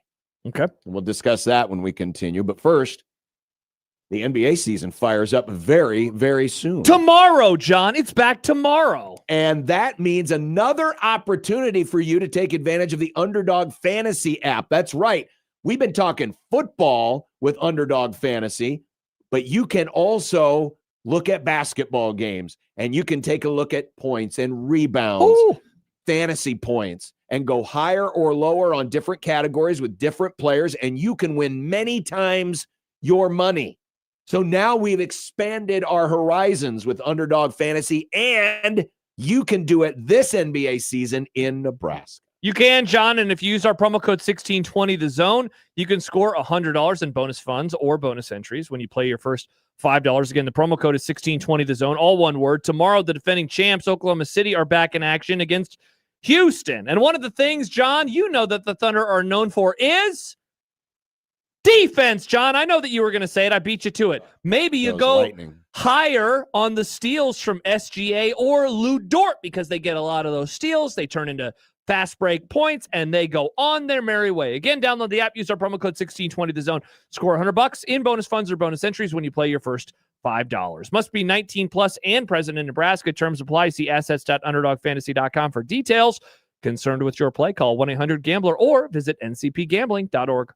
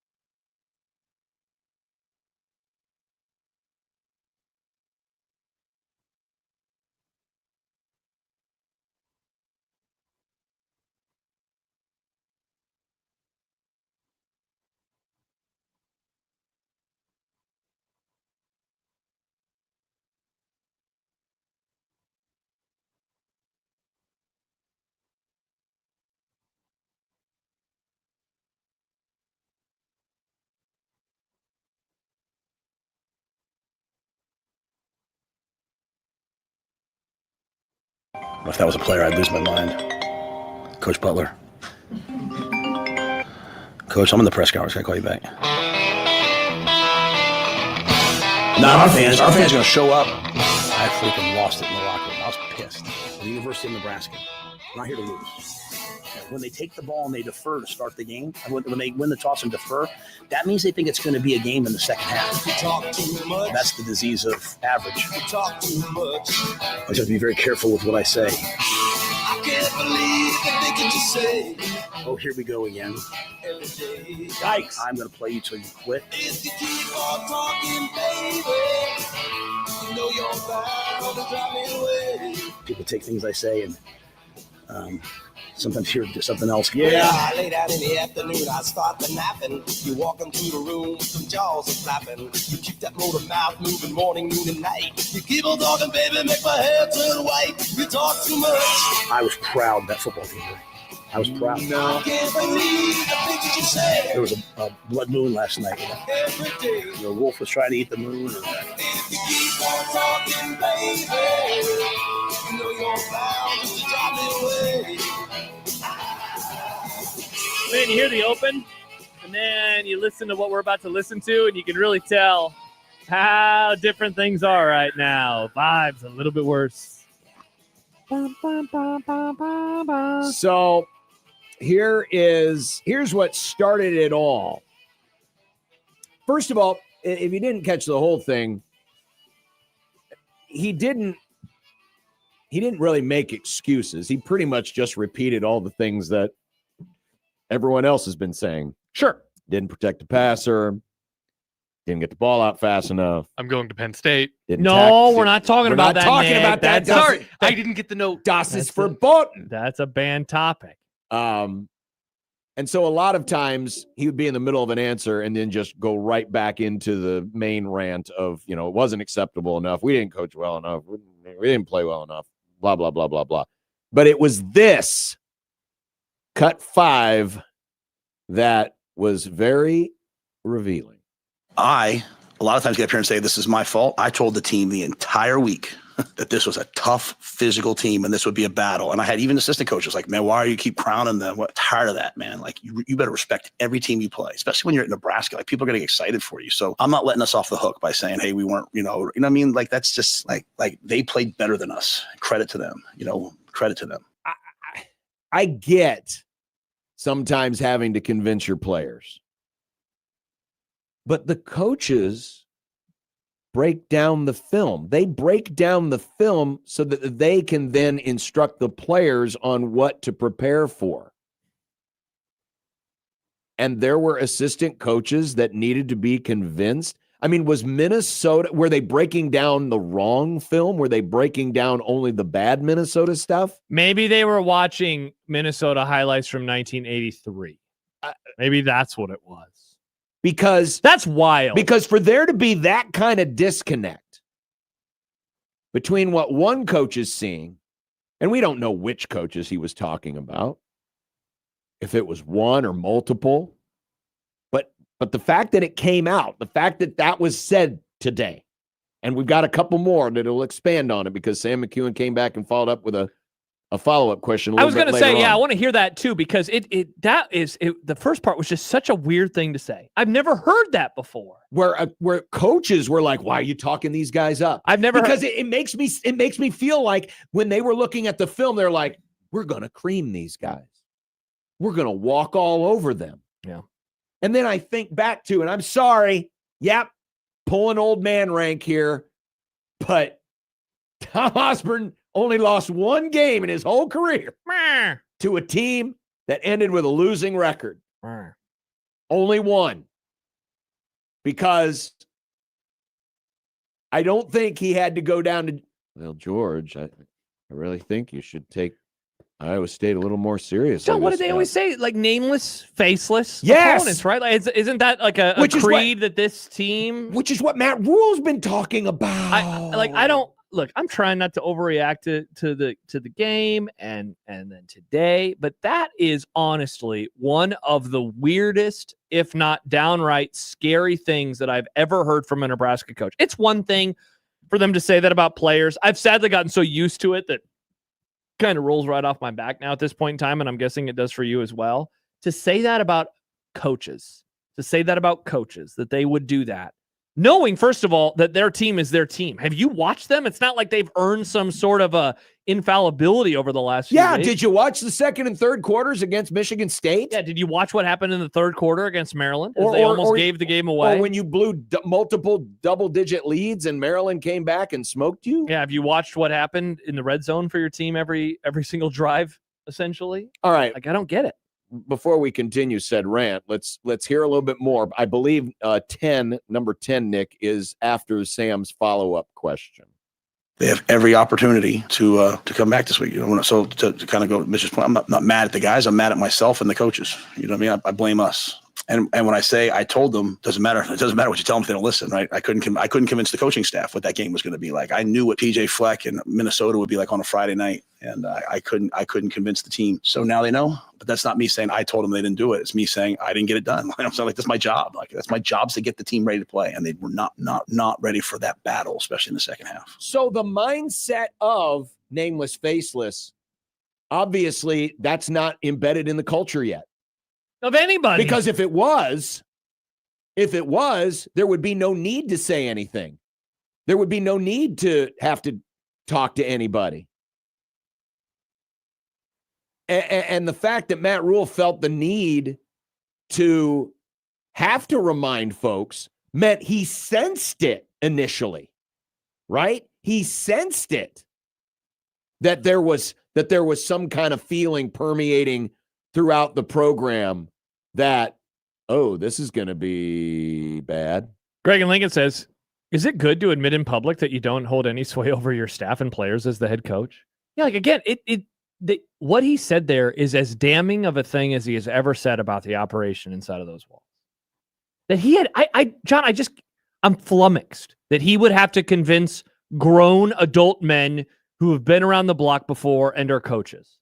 You know, unless he was just trying to do like a weird exaggeration thing like he does sometimes, you know. He was trying to kind of make a joke like, look, I had to convince them even, ha, ha, ha, ha. But if that's the case, like, it didn't land very well. And if it's not the case and it was real, then that's even worse, obviously. Let's do number 12 here next, because it talks about the sense of entitlement. I didn't get a 12. Yeah, I sent you number 12. The one that says entitlement? You didn't get that one? Oh, the one that says last one. No, I didn't. Hold on. I can get that right now. I apologize. Okay. We'll skip ahead real quick. No, I guess you don't have 14. I have 14. Okay, let's do 14. I'm making it very clear, I think, right now to our team and to our coaches what's expected this coming Saturday. And if Northwestern is just way better than us, then so be it, right? So be it. But if fans spend their money this week to show up and watch a team diving on the ground to make tackles and guys getting pushed back into the quarterback and just like, I'd boo us. So we better show up. Help me say that. We will show up. Okay, how about that? We will show up. Well, I mean, he's never said we'll something. be taking receipts if they don't. Oh yeah, for sure. He's never said something that forceful before. You know, we will show up. You know, but he kind of caught himself. But now I have to wonder if we're convincing ourselves. Kind of similar to last week and how all of the news of last week permeated throughout the week's news cycle. And someone, in using your terms, and I think it's a good one, was kind of peacocking around a bit. He was. And said, hey, this is a good thing. This is a good thing. They like us. People want us. This is a good thing. Where maybe part of last week was also trying to talk into existence the idea of there will be no distraction. Yeah. Because again, trying to convince yourself. I can't argue. Based on what I saw. If you want to argue that last week was due mostly to, or even partially to, a distraction from last week, I can't argue against you. Well, but then I would follow up and quote Obi-Wan Kenobi, you've done that yourself. Like, sure. Not all of it, because it doesn't start, you know, Matt Rule didn't ask for them to fire James Franklin, and he didn't ask for them to be interested in Correct. him, but he certainly handled it a certain way. By the way, Lane quoting Rule, if Northwestern is better than us, so be it. That is where we are at in year 3. Not great, man. Do we have number 12 now? Yes. All right. Actually, did we We didn't do 10 yet, right? Yeah, we did. We did do 10. Yes. That's right. Sorry. Let's do 12. My job, A, is to get on the coaches, but then B, take ownership of it. Like, we completely failed. And again, we failed 7-6 at halftime, and everyone's walking in the locker room disappointed. I'm so tired of that. It's like stop, with just the entitlement of that. It just drives me nuts. Like every team is going to be ready to play us. Like they were chanting overrated at the end of the game. Why? Because you've earned yourself into being 5-1 and being in the top 25. They wanted to play you. So like, I'm just tired of that entitlement of like, oh, this will be easy. Oh, this will be easy. Oh, these guys don't, who are we? You know what I'm saying? We're just and so we're way better when we're like chip on our shoulder, gritty, tough. So, so I don't want to make it sound like I'm not blame. I don't want to come in here and blame people. I want my team to know that like we all have to be better this week. I get that there is a confidence that comes from achieving, that there is a confidence that comes from just as there is a culture of defeatism that happens when you lose a bunch of close games. I can also understand the opposite, where there is a culture of we're going to find a way when you start to find a way, like they found a way against Michigan State. We forget now, 2 weeks later, but that Michigan State game was trending in almost the same exact direction as Minnesota. The only difference being that, Michigan State wasn't breaking a bunch of tackles or going on 98-yard drives. No. But remember, it was 21-14. You had blown a 10-point lead, and you're playing into the wind, and you're not doing anything on offense. Then they hit the wheel route. They get the tying score. They get the goofy, wind-aided kickoff. They get the turnover. They take the lead. They end up, winning it by double digits. But we forget that late in the third quarter, this game was basically exactly the same as Minnesota in that you're down by a score and you're not playing very well. So, and then, of course, against Maryland, you're having to make a late drive. Multiple late drives. Multiple late stops, multiple late drives. To win the game. You turned the ball over three times. So I can understand where confidence would come from that. Sure. But there's a difference between confidence and cockiness. Hey, we can put ourselves in this situation. We'll eventually pull out of it. And what Matt Rule was just saying there in that entitlement mindset, that's cockiness. How in the hell could you develop that so soon? I know. So soon. You're not that far removed from choking against the Iowa Hawkeyes. You're not that far removed from choking against the UCLA Bruins. You're not that far removed from those types of games. Yeah, you've done it a couple of times. And this kind of goes back to the point I was making when I sadly predicted this in Hot Take, Mark, even though I didn't predict this. But I said, you can't just assume that because you've turned a corner, that corner is permanently turned, that there's not another speed bump or a dead deer in the road where you're going to stick your head out the window and get decapitated by a telephone pole. Not that has anything to do with anything we talked about recently. Yes. You can't assume that you're not going to get decapitated. You can't assume that just because you've turned a corner that the corner remains permanently turned. There's always going to be hardship, especially when you play in a sport now that has as much parity, it seems like, as the NFL does. To have that mindset that we're good. We're gold. We're good. Yeah, you were good in proper moments. But has this team in a Power 4 game put together 4 good quarters of football this season on the same day? No, absolutely not. They had terrible second and third quarters against Michigan State. I mean, the Michigan game, they literally lost. The Minnesota game, they literally lost. Maryland, they turned the ball over 3 times. You can't have 4 good quarters when you're turning the ball over. They haven't. I don't know the last time they put together 4 good quarters anywhere. I guess the closest thing to that would be... Well, yeah, against the 2 tomato cans you did. No, I was saying against power teams. Oh, against power teams? Closest to it is probably... Wisconsin. Yeah. And even then, the defense gave up some points. But yeah, you're probably right. They have not put together 4 good quarters yet this year against anybody that matters. And maybe 1 time last year, and 0 times the year before, and 0 times the year before, and 0. Like, this has been the case too often around here. I thought, again, maybe I'm an idiot for assuming this. I thought we were going to, I know Matt Rule gives us a lot to parse because he does tend to talk a lot and maybe get off on tangents and things like that. But I thought we were done with the, what did he just say? Press conference moments that we've heard from countless coaches over the years. And today was a first. And I'm not saying Rule is wrong.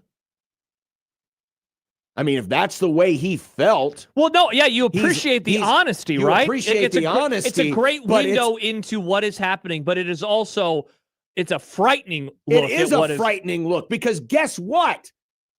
If you think Minnesota, who has beaten you now, well, until Friday, 5 times in a row and 8 out of the last 11. Yeah. And maybe part of it was this group hadn't played Minnesota. Some of them had. But if you have that kind of attitude about Minnesota, what are you going to have against Northwestern? What attitude did you have about the guys in purple? Yeah, for sure. Who always get overlooked because of their Northwestern. I mean, is this an attitude that can be flushed just because they lost a game? Yes, true. Can this just disappear magically because, oh man, we got our teeth kicked in and gotta focus. I mean, it can be hard sometimes if you have, we do it all the time, Josh, when we analyze a lot of these teams. We get an impression of like could be any team, just name a team. I'll pick on Washington yesterday. You get this idea that, oh man, they're terrible. They're awful. And even if they put together a good game, it's just one game. That's hard to flush. That's hard to flush out of your system when you've got an embedded thought or an embedded feeling or an embedded mindset that Team X is bad. That doesn't just disappear overnight. So it does make you wonder. It does. And Strigoi points it out. All the remaining games, the opponent is in the top half of the Big Ten in rushing offense. Nebraska is 17th in rushing defense. That is a recipe for disaster. And it absolutely is. Because you look at what they did, it's been so interesting watching some of these games, and at various points they'll throw up the graphic. I mentioned it last week when we were getting ready for Nebraska, Minnesota. But at one point in the Purdue-Minnesota game, they put up one of those rushing yard graphics, and Purdue was over 200 yards, and Minnesota was at like 14. And then it darn near flips this week. The time that I remember it, because I saw it again this morning when I watched, it was like 140-something to 40-something. 140-something for Minnesota, 40-something for Nebraska. And like, that is about how they approached it. That was about the respect given. That was about the effort level. That was about the play calling. That was about all of those things. Like, it's one thing for you and I to look at the matchup and say, there's a lot of things to like about Nebraska here. There's a lot of them. Look, they're better in this category, in this category, in this category, in this category. But then you actually have to go out and do it. You actually have to perform at those levels. And it was so painfully obvious from the jump. And Flex says it. We're calling plays for down the road. We're doing things for quarters from now. Like that's some next level chess that they were playing against Nebraska, who wasn't doing that. They weren't delivering body blows earlier. They weren't even attempting to deliver any of those body blows early. And when they had their best drives are in the first half, their best drives where they get in the red zone are early in the game and they don't finish them. And after that, they're incapable of getting anywhere near that spot on the field again. Why is that? Meanwhile, why is Minnesota peaking, outscoring you 17-0 over the course of the final quarter and a half? They really went on a 98-yard drive. Think about it. So you got a great punt from your punter. Best punt of the season. McMaster asked me that on Friday. He said, what is a positive from this game? And I said 2 things. As always, Emmett Johnson ran hard, and that punt from Archie. And that was it. That was the end of the line in terms of positive takeaways from the game on Friday. And that is the reason that I think people are sounding the alarm bells. Again, it's not that they lost to Minnesota for the X number of year in a row. It's how they lost to them and how the game that was 1 point for over a quarter, starting in the second until they went up 14-6. Didn't seem like it. Every drive or every play, especially across that 98-yard drive, it seemed like the lead was increasing, even though the scoreboard still said 7-6. And Jimmy says that what if special teams was still awful? Oh my gosh, can you imagine? Can you imagine? I can't. Let's take a couple of calls and we'll take a break. Mitch Sherman will join us as he does every Monday. Here's James. Hi, James. You're up on the zone. Hey guys, frustration is an underrated word right now. Mm-hmm. You know, this is horrible. This was a huge setback for this program. And you know what? I know some of those reporters. I watch them, the ones that are in that press conference. There needs to be some tougher questions. You know, the question I would ask is basically, I mean, you can word it how you want from a columnist standpoint, or journalism, but your tackles are horrible. You got 50% of the time that Raiola goes back, he either gets sacked or it's some sort of hurry. Either move him off the pocket or develop a run game and just stick to a run game and just let the passing game come when it comes. But it just looked like they got out-coached. There was no energy. Maybe they were more concerned about the cute little white uniforms with the pink, face mask. I don't know. But this team did not look like a team that was ranked 25th for the first time in a long time. And like they were ready to come out in a boxing match and take some swings. Instead, they came out soft. And my concern is while these other teams ahead of us seemingly are getting better, it seems like we're taking steps back. And I'm just concerned. I'm also concerned about the whole Raiola thing.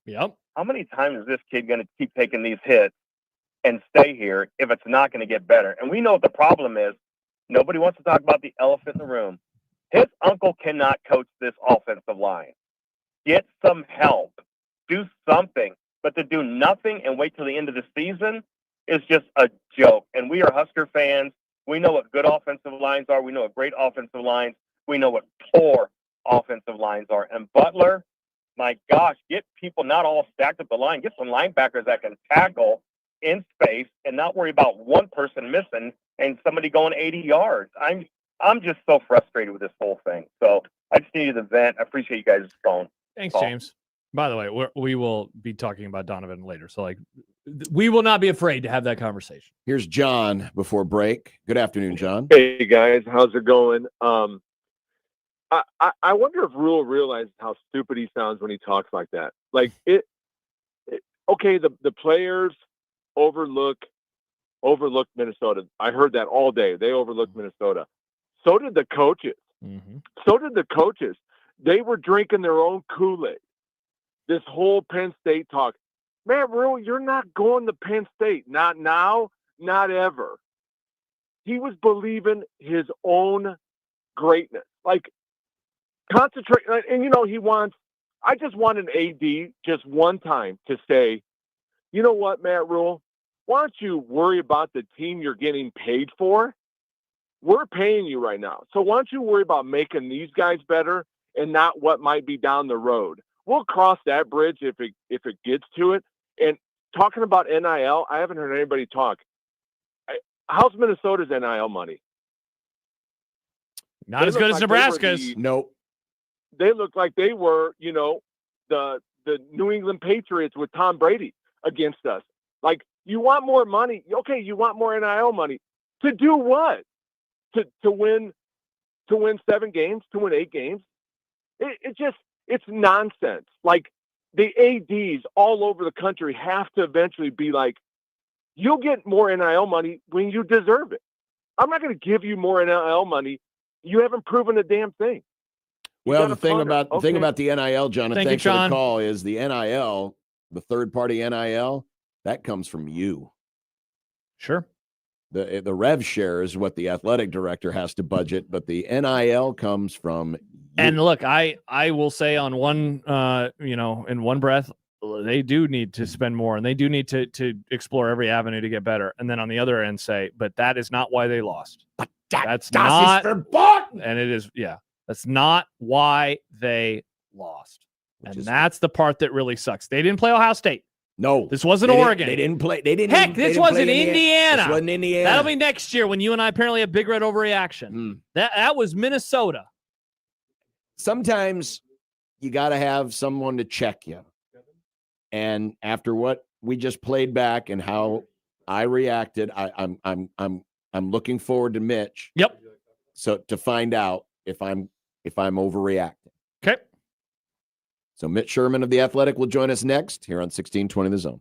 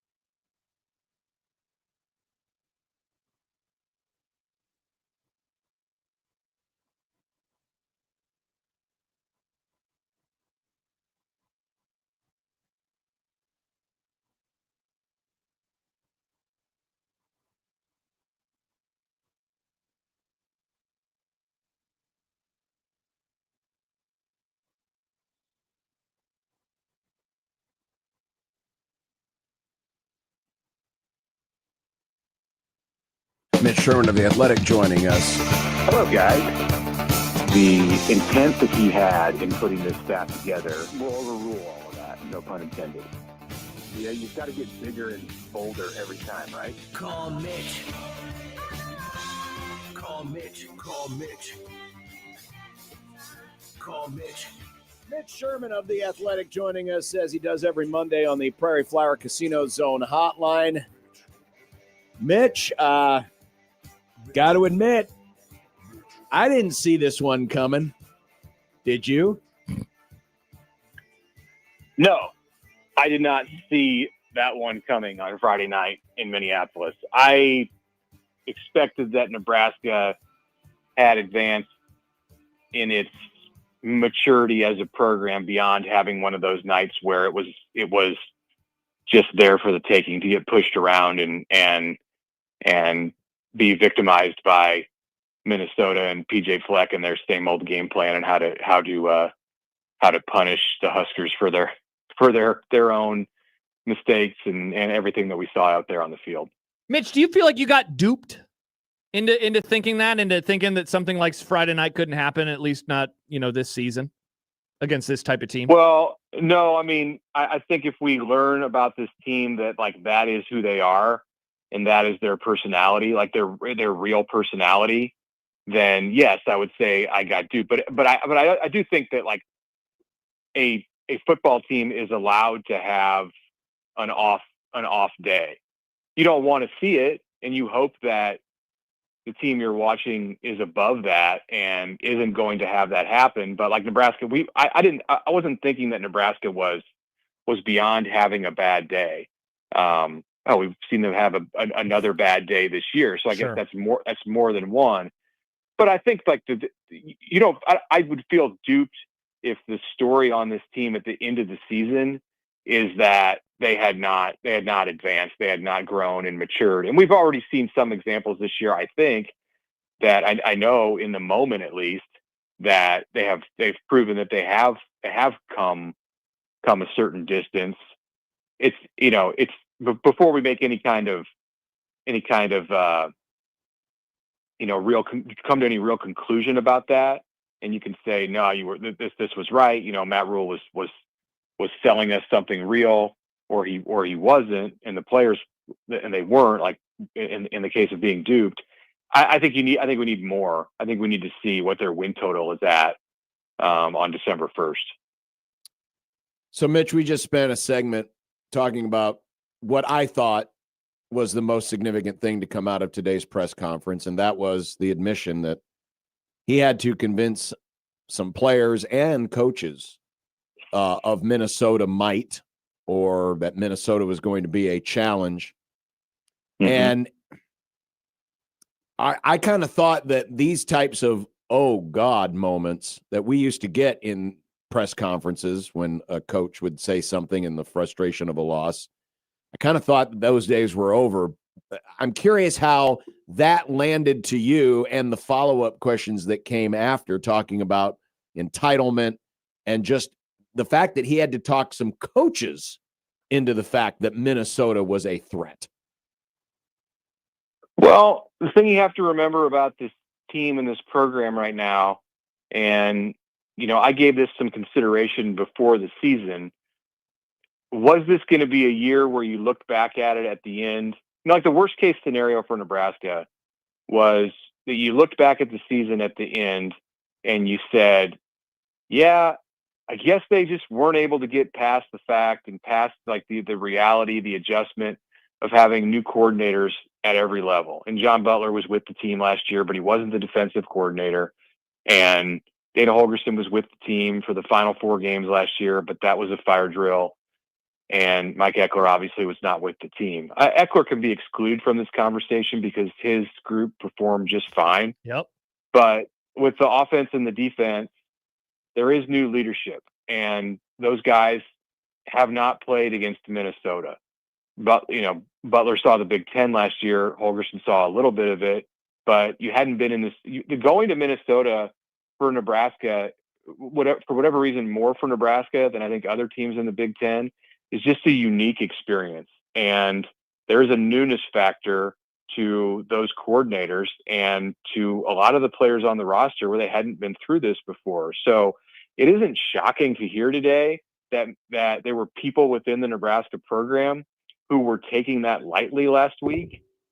I would say it's concerning, yes, that they didn't heed the warning of their coach immediately in the lead up to that game a week ago and say, oh, okay, we haven't been through this. You have. We're going to we're going to completely buckle in and, forget this whole attitude of, hey, we've done something. I just, it's one of these growth moments. Like Nebraska probably came out of the Maryland game thinking that it had arrived in some way. I think there were some people who thought that. We talked a little bit like that. Oh my gosh, they won a game with an 80-yard drive at the end. You can tend to like get a little bit of a high opinion of yourself after that, even though it was just one game in at Maryland. And then this is the thing they don't want to talk about, and Rule wasn't going to talk about it. He's been given the opportunity a couple of times. Emmett Johnson didn't want to address it after the game, and I understand why. Maybe 2 years from now, depending on where everybody's at, they will. I just don't think Nebraska's attention as a program and as a team and as a group of people, human beings, was where it needed to be last week because of all of the stuff that was swirling, not no fault of theirs, but it was just a lot of conversation that wasn't about advancing that momentum that Nebraska got out of the Maryland win and the danger that lurked at Minnesota. Like it was about, the conversation was about Penn State and Matt Rule, and the players hear it. And in some way, I think they were affected by it. And I think Rule was affected by it too. Yeah, I was going to say, Mitch, do you think his being Rule, like his attention was fully where it needed to be? Because as the phrase that I've used on the show a couple times today is he was peacocking a little bit. I mean, last week he was ready to go, of course, the first 7-8 minutes were about the Penn State situation. He goes on McAfee. He says all of the types of things that he does. It was almost like he thought that he could kind of get away with that too, because it was quote unquote only Minnesota. And I'm obviously doing a little bit of projecting right now, but I'm using his words to maybe apply some of those feelings to how he approached last week. I don't know if he thought like that or not. I knowing Matt Rule, I don't think he did. He talked about it for those 15 minutes or so, or 10 minutes when you combine those two interviews, the press conference and the McAfee interview. I mean, if he took 10 minutes out of his week to address that, like that's okay. That's not going overboard. That's not derailing your week of preparation. Was there other time on Matt Rule's schedule where this was in his mind? Probably, but I don't think it was so much that it impacted his ability to get his team ready. I think it was more just like it was just kind of this haze that was over Nebraska as a program. And he's right. Like this group, these players, these coaches, like this state hasn't had to deal with this. I don't think they dealt with it that well. Like, I mean, I don't think it's anything that's too criminal or incriminating to say. I just don't think they dealt with the situation, with the moment all that well. But no, I don't think it was like more him than anybody else. Yeah, he was the one at the center of it, but he's also the one who's probably most prepared to deal with it because he's been in this spot before. He was in this spot at the end of his time at Baylor, and to a lesser degree, I don't know the specifics of it, but at the end of his time at Temple too. So I think that he's totally equipped to be able to coach his team and have the right kind of focus and the right kind of attention to detail and say the right things, be in the right place, be present when this is going on outside. But I don't know that everyone is. And I think it's more just like a widespread attitude that existed around Nebraska last week, where you have to be laser focused on playing a team like Minnesota, or really any team. You have to be laser focused on playing Northwestern. You better be for every game the rest of the season. And if you're not, if that wanes, then you put yourself at risk of having a day like Nebraska did on Friday. Mitch Sherman joining us from The Athletic. The play calling on Friday, obviously, it didn't work very well. The offense didn't work very well. Sacks had a lot to do with it. But it just seemed like such a radical departure from what they did against Maryland, a team that came in with a reputation for having a lot of sacks. How badly did that fail the operation? I think Dana Holgorsen and the Nebraska offensive staff, because they're involved in the game plan, they overthought it. I think there was a belief going in that Minnesota was expecting Nebraska to lean on Emmett Johnson because of the way that the game went the week before, and because of the fact that he is from Minnesota, and there's this narrative, which was real, that Emmett was fired up for that game and wanted to go out there and prove a point. And this was the Emmett Johnson game. They walked through at his high school on Friday. Clearly, Minnesota knew all about that. Mm-hmm. And I think Nebraska got too cute on the first possession and said, you know what? They're expecting us to hand it off to 21. We're going to do something different, and we're going to catch them off guard. And they outfoxed themselves on that first possession. And really, otherwise, I don't understand why you don't put them at the beginning of the game. Like, I can't see any like logical explanation beyond that to draw up a script and have those plays ready to go. I'm sure Nebraska thought it would get a first down on the opening possession, and at some point Emmett would have been involved in the script. But to start the game on 3 plays that didn't involve him at all, that to me is a mistake. And it's, it didn't need to have a huge impact on the game, but it set the tone. It set the tone. And I think in some way it like told Minnesota, all right, we're going to dictate this thing, not you. And the Gophers just ran with it. And Nebraska, for whatever reason, like, this is an offense. And I think Holgorsen, he's a rhythm guy with his play calling. And sometimes they get almost too dependent on being in rhythm. And if they're not in rhythm, they have a really hard time getting back into it. Like, it takes a big play like we saw in the third quarter against Michigan State, where it's broken, and then you hit Ja'Cory Barney down the sidelines, and the next thing you know, you're in the end zone. Like, they found a way to break free of that lack of rhythm against Michigan State, and Minnesota never gave them that opportunity after the first possession of the game. Nebraska really only had 7 offensive possessions, which is insane. But there was one at the end of the first half that lasted 30 seconds, and there was one at the end of the second half that was meaningless. Other than that, there were only 7 possessions.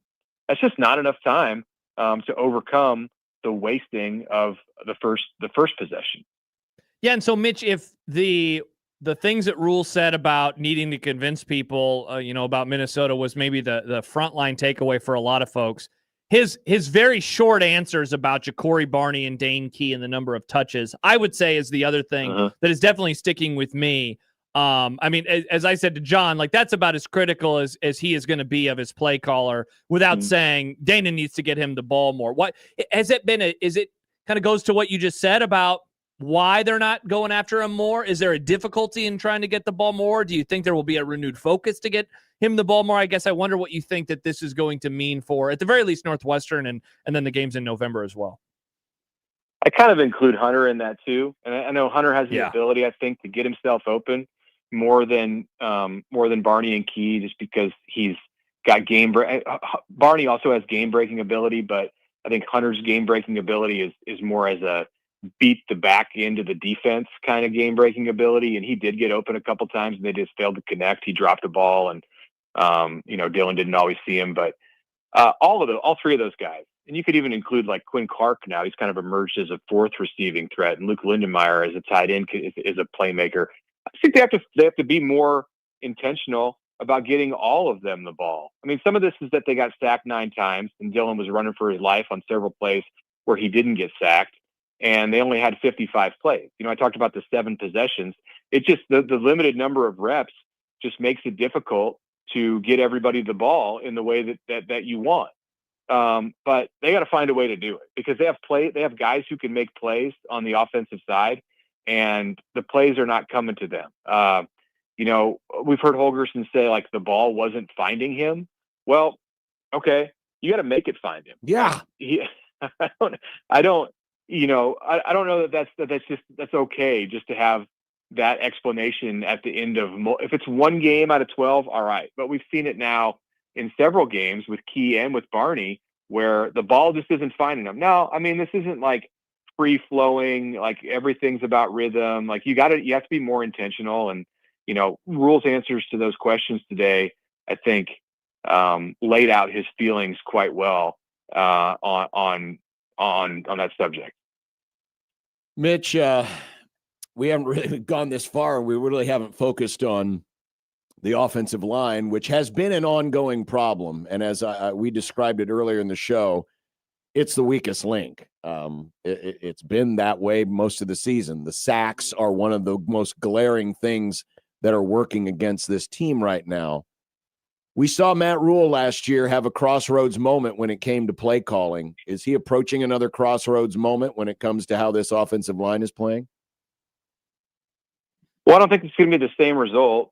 I mean, I don't think they're going to make a midseason change with who's coaching. That to me seems like it just isn't going to happen. There's some more subtle shifts that can be made.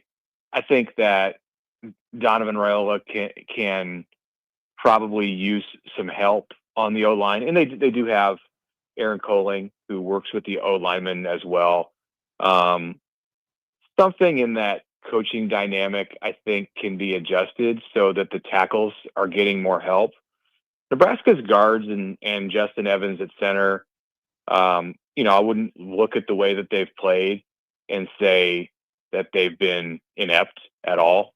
It's been fine on an interior line perspective, and that is Donovan Raiola's wheelhouse, but he has to coach up the tackles too, and it's been a multi-year problem. And Raiola's in his fourth year, and it's been a multi-year problem in how the tackles have played and how the tackles have been able to stay healthy and on the field, and how Nebraska has recruited at that position out of the high school ranks, out of the transfer portal, and then how Nebraska has developed the players who are tackles once they get into the program. The young players are not developing on a pace that I think that Nebraska would like to see, or you would hope to see that some of the players they've recruited at the tackle spot in particular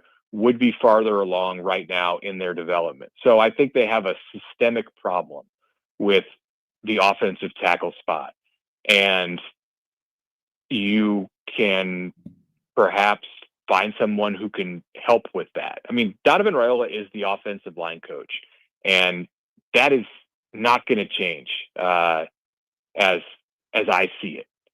So you can bring him in some help, because the offensive line cannot be the weak link of the offense. I thought this was the year going in where it would be a strong point for the offense, and clearly through 7 games it hasn't been.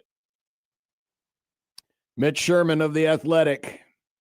Man, what a difference a week makes. And you know what? I hate to admit it, I like last week better than this week. And it's not about the winning and the losing. I just revisiting a lot of the same problems. I feel like, and maybe part of it is, Mitch, we've decided to go down weird rabbit holes on this show, and we are rewatching the Ball State game from 2007 on our TV.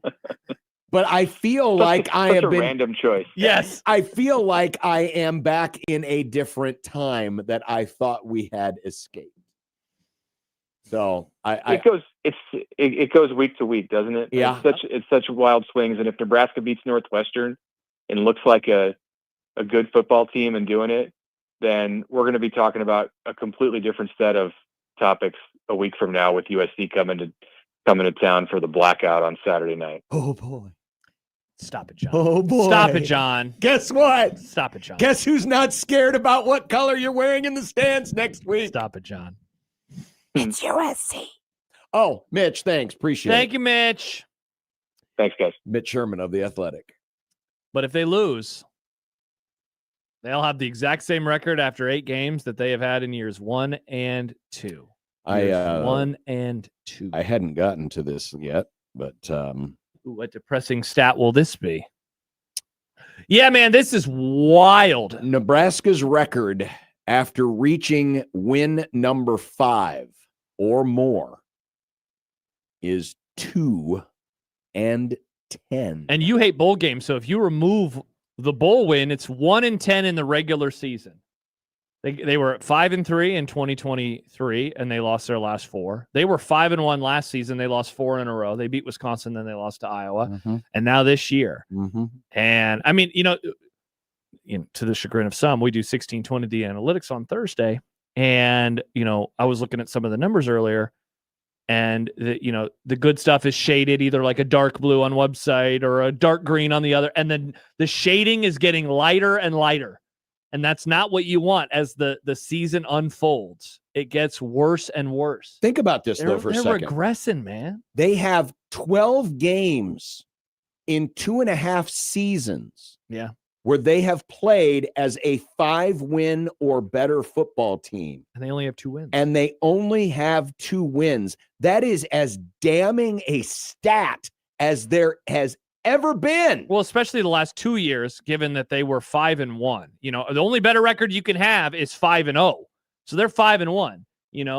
Teams that are in this boat of like a 7-6 last year or a 5-7 the year before, it's normally because they win, they lose, they win, they lose, they win, they lose. And so you don't even get this many number of games. You don't get 12 games as a team with 5 or more wins. No! You get like 3 or 4 because that's what you are, a 500 football team. And for them to do this again, and like everyone's making the comparison, and Doug in Idaho says, think it's 1 in 10, fellas. No, John included the bowl win. No, it's the bowl game because it's after reaching 5 or more wins. Yeah. So they were 6-6 last year in the bowl. So you included the bowl win. I was nice. Yeah, you were, because I was not. I was nice. I just doubled their damn wins. When I've done this, I've not included the bowl win, but I've also added the caveat of the regular season. But I wanted to be fair because I knew someone would come back on the other side and say, yeah, but they were the bowl game. So I did. I included it. Yeah. It's still a damning record. It's terrible. This is worse. This is worse. Doug in Idaho wasn't listening to us. He just followed up. Yes, Doug. This is worse than the record against ranked teams. Yeah, and so a lot of people have made the comparison that this year's loss to Minnesota is like last year to Indiana because it came in the same game. Right? No! This is the UCLA game.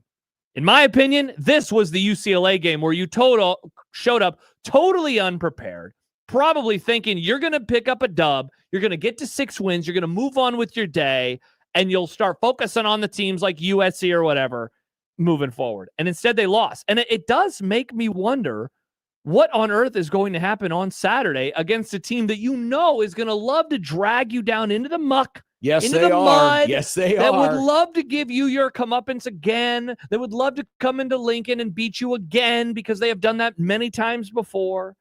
And is anybody going to be walking around going, oh man, I don't know why you're talking these guys up. Is that going to happen again? Yeah. I really don't want to be guilty of overreacting to what was said today at the press conference, but think about it for just a minute. Coaches, man. If you have coaches I don't get it. who look at the film. So was this an attitude that came in prior to looking at the film?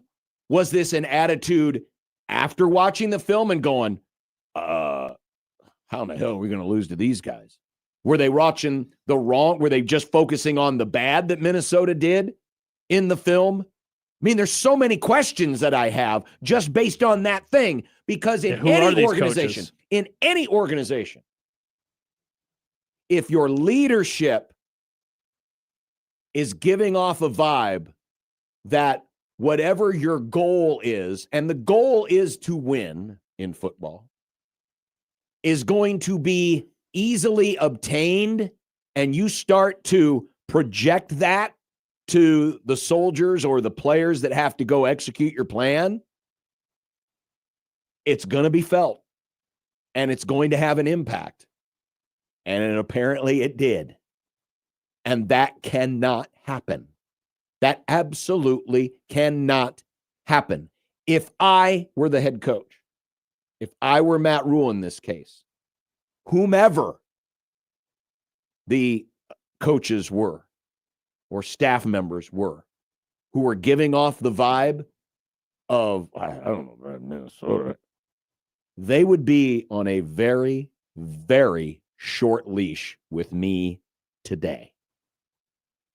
Because that is something leash with me last week. Well, yeah. But that is something that absolutely cannot happen. I understand when it comes from players, because kids are kids, they're learning.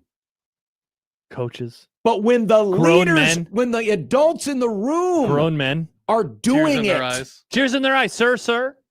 when the We're gonna adults blow in these the guys out. room are doing it, Doesn't make any sense. It's rough. you will fail. You will fail. And they did. And fail they did. Yeah. 402-951-1620. We will be back and we will continue. We have firm and soft coming up next. Fun! Yay. Well, I promise not all the firm and the soft have to do with Friday. Same.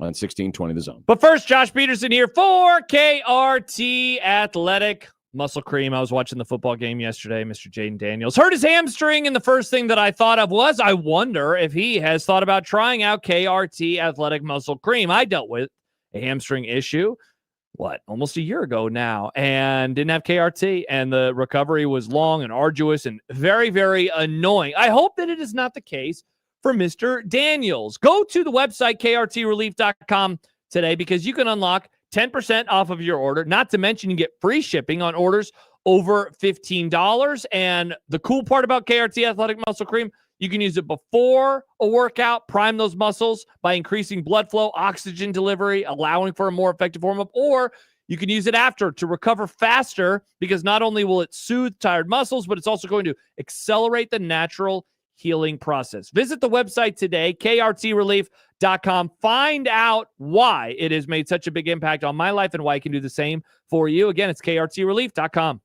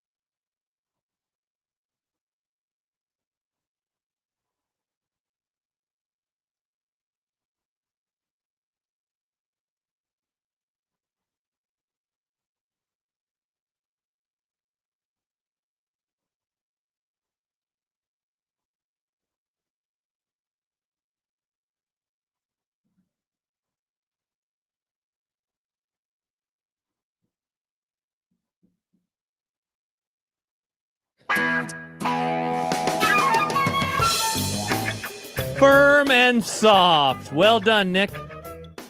Well, this week's zone deal is for the Woodcliff Restaurant. Oh, voted Omaha's best outdoor patio, perfect for a romantic dinner for two. Nice. Or a family dinner. Nice.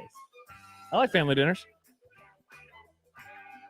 You can enjoy all their great food and don't miss that Thursday weekly burger special or Fridays.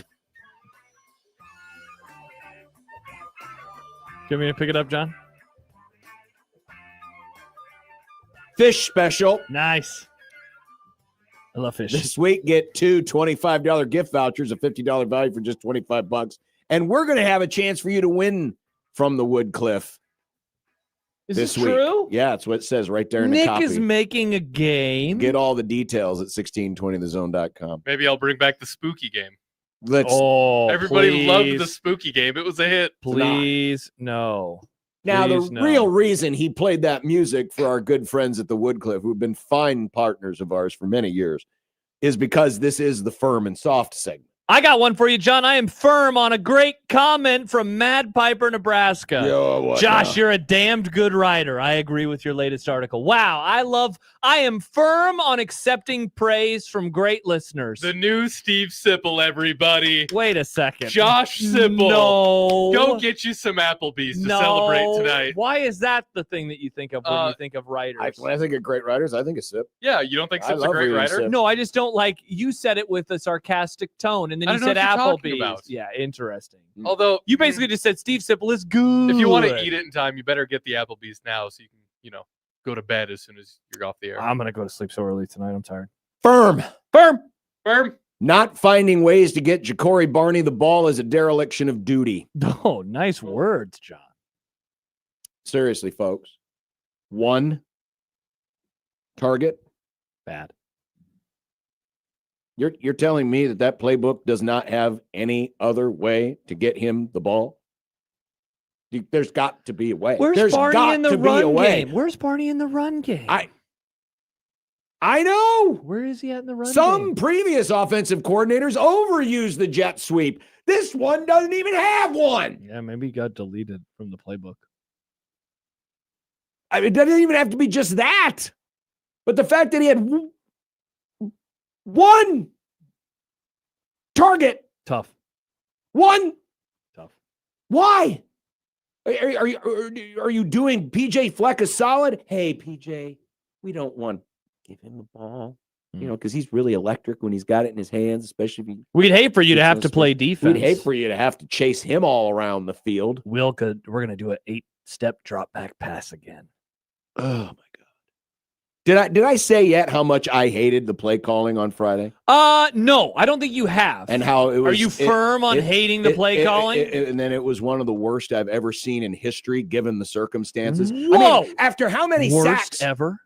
Here's a good question. How many sacks does it take to convince you that you need to stop with long developing plays?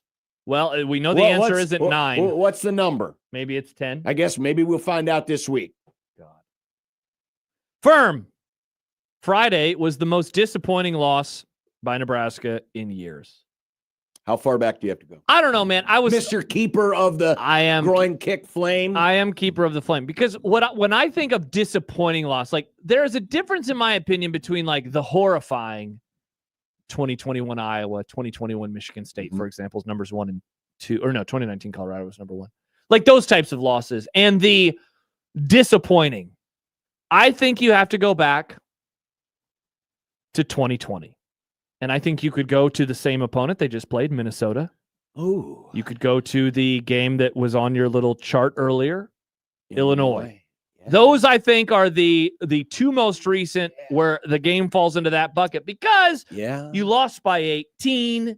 I've said it multiple times so far today, and in my latest column on Husker Max, that when it was a 1-point game, it seemed like it wasn't a 1-point game, that every play, the margin, if you could have gained points for plays, like it's some stupid app, Minnesota would have seemed to be up by so many more points because they were breaking Nebraska's will. Yeah. And so I think you got to go back 5 years to find a loss that truly, like, I very rarely get on the air on an overreaction, like mad at the performance. Yeah. Because I don't approach it that way. I was pissed on Friday night watching that game and watching how they just rolled over.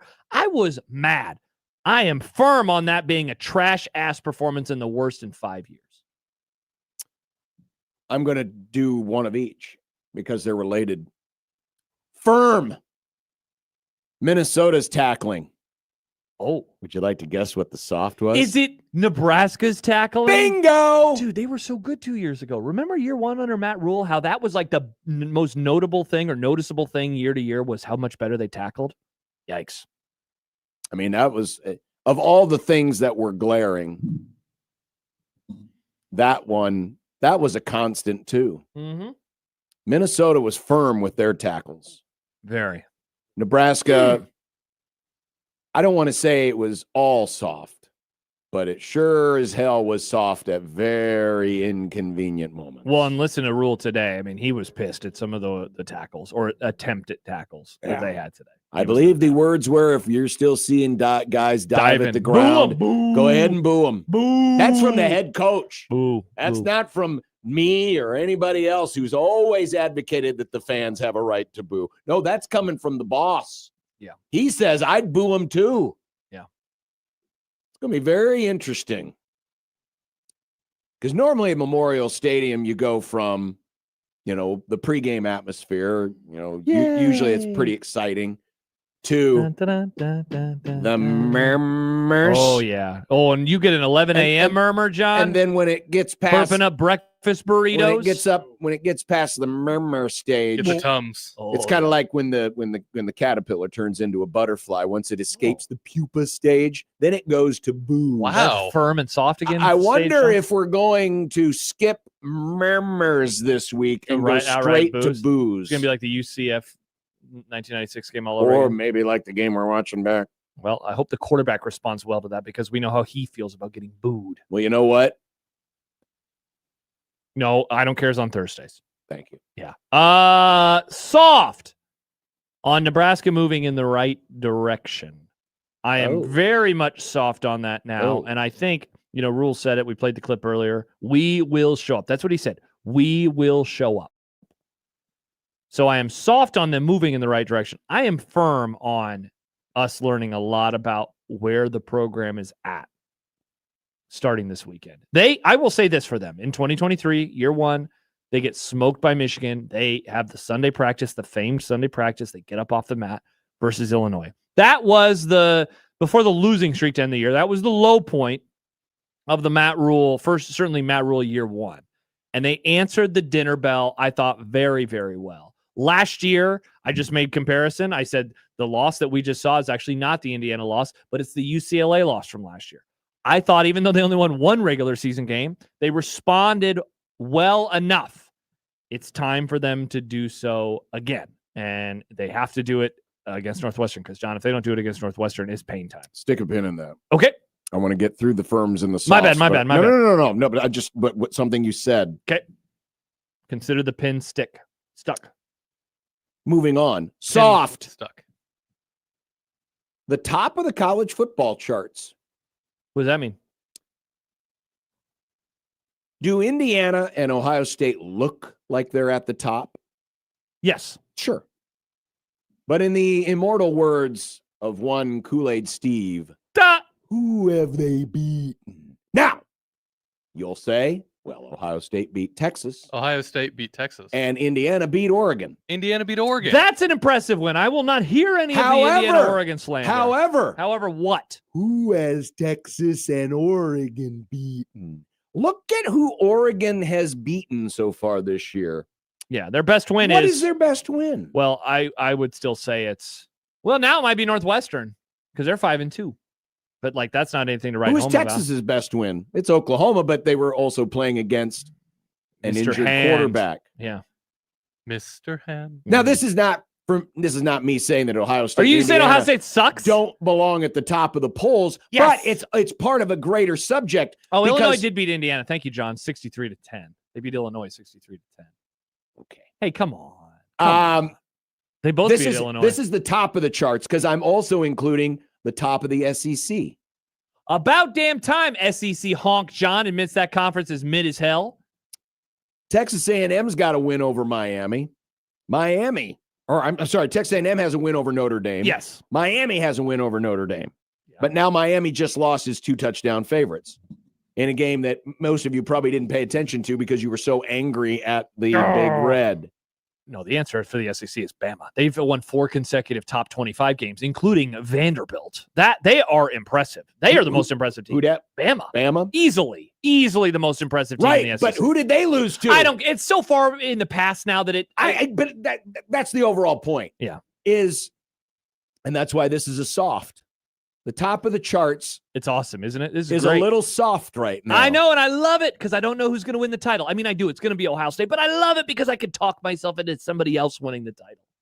I like that one. Soft on, along those lines, some of my preseason priors. Ohio State, I was wrong about you. I apologize.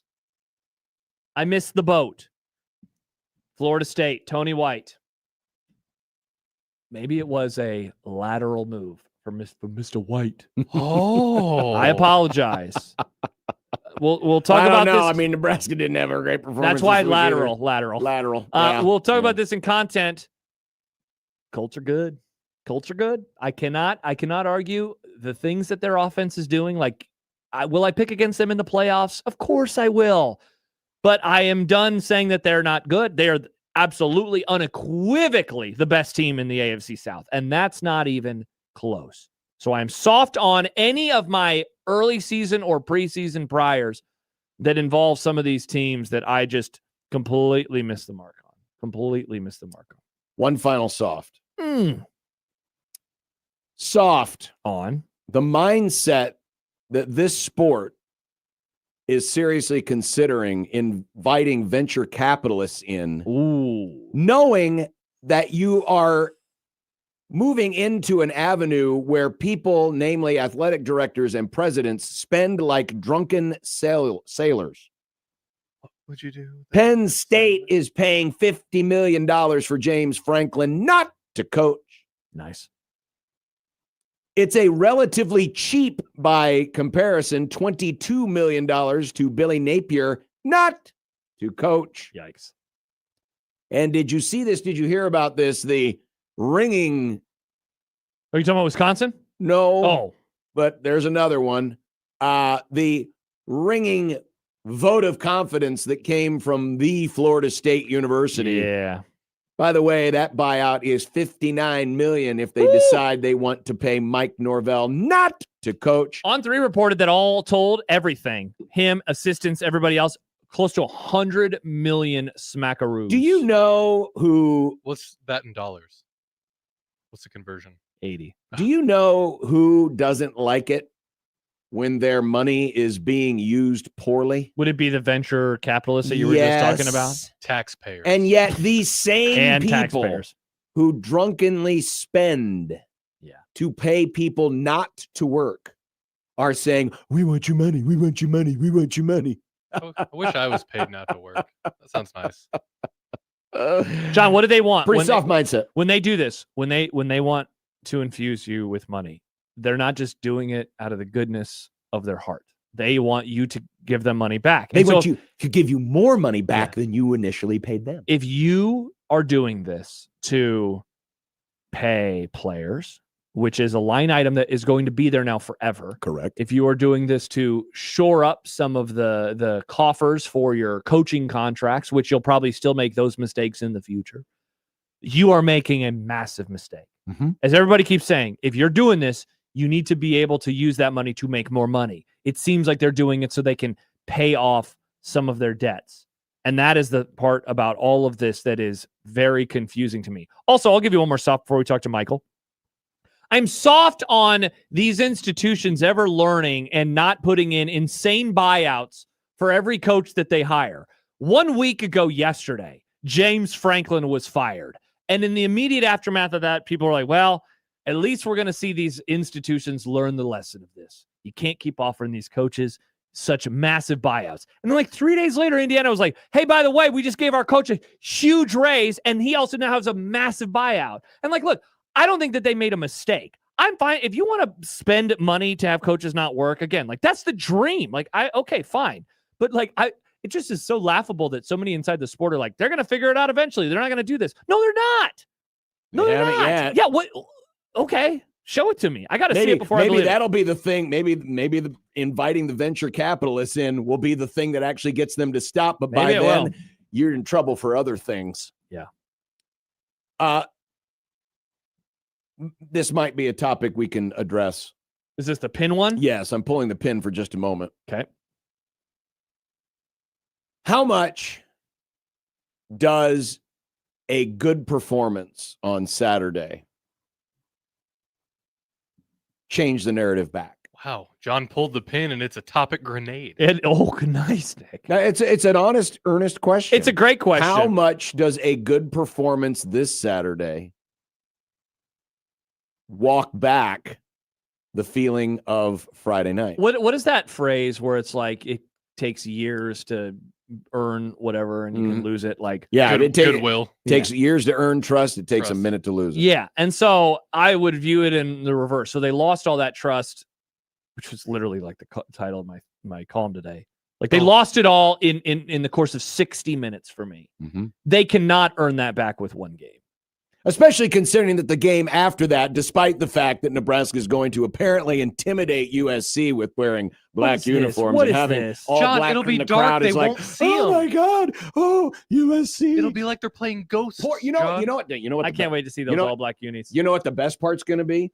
Not doing bigger overreaction. Because USC is going to be so intimidated and so scared that Lincoln Riley is going to pull his hat down over his eyes to kind of shield his eyes because he doesn't want to see the spooky. And then the dumbass realizes he's wearing a visor and he just pulls it down. Oh my God, I still see all of it. Maybe he'll call another wide receiver pass where it's raining again. Oh yeah, must have said him. I thought we weren't talking about the uniforms. Yeah, you're not allowed to do that. Verboten, John. Get the word uniform out your mouth. The point. Oh, Will Smith slap your face. The point is this. What's that? Even if you do well against Northwestern. Yeah, you still got USC. USC is right still there. Got red hot UCLA. You still got Penn State, and you still have the team that owns you. Penn State, you mean the team that lost to Iowa? Whoa. Jerks. Gosh, way to blow it, Penn State. You could have beat them, but they decided to lose. Woulda. But it is, I mean, it is a fascinating conversation.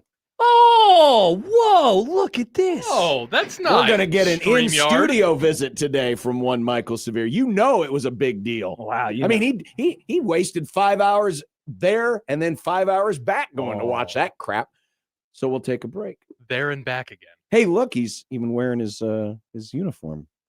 Oh, the Let It Fly show. Let It Fly show. He's here. All right. You can enjoy the rest of this exciting Ball State game with me. You remember this one? Oh, yeah. With me? With us? With us. Yeah, jeez. You can tell what kind of a mood we're in. We'll be back with Michael Severe Monday on 1620 The Zone.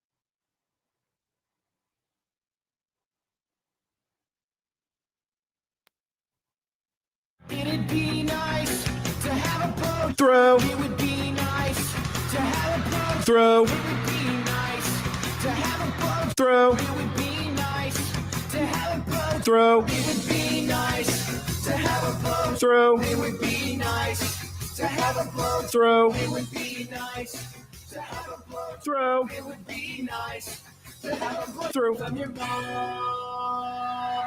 I don't know. I don't like that severe guy. Hey, everybody, it's Michael Severe.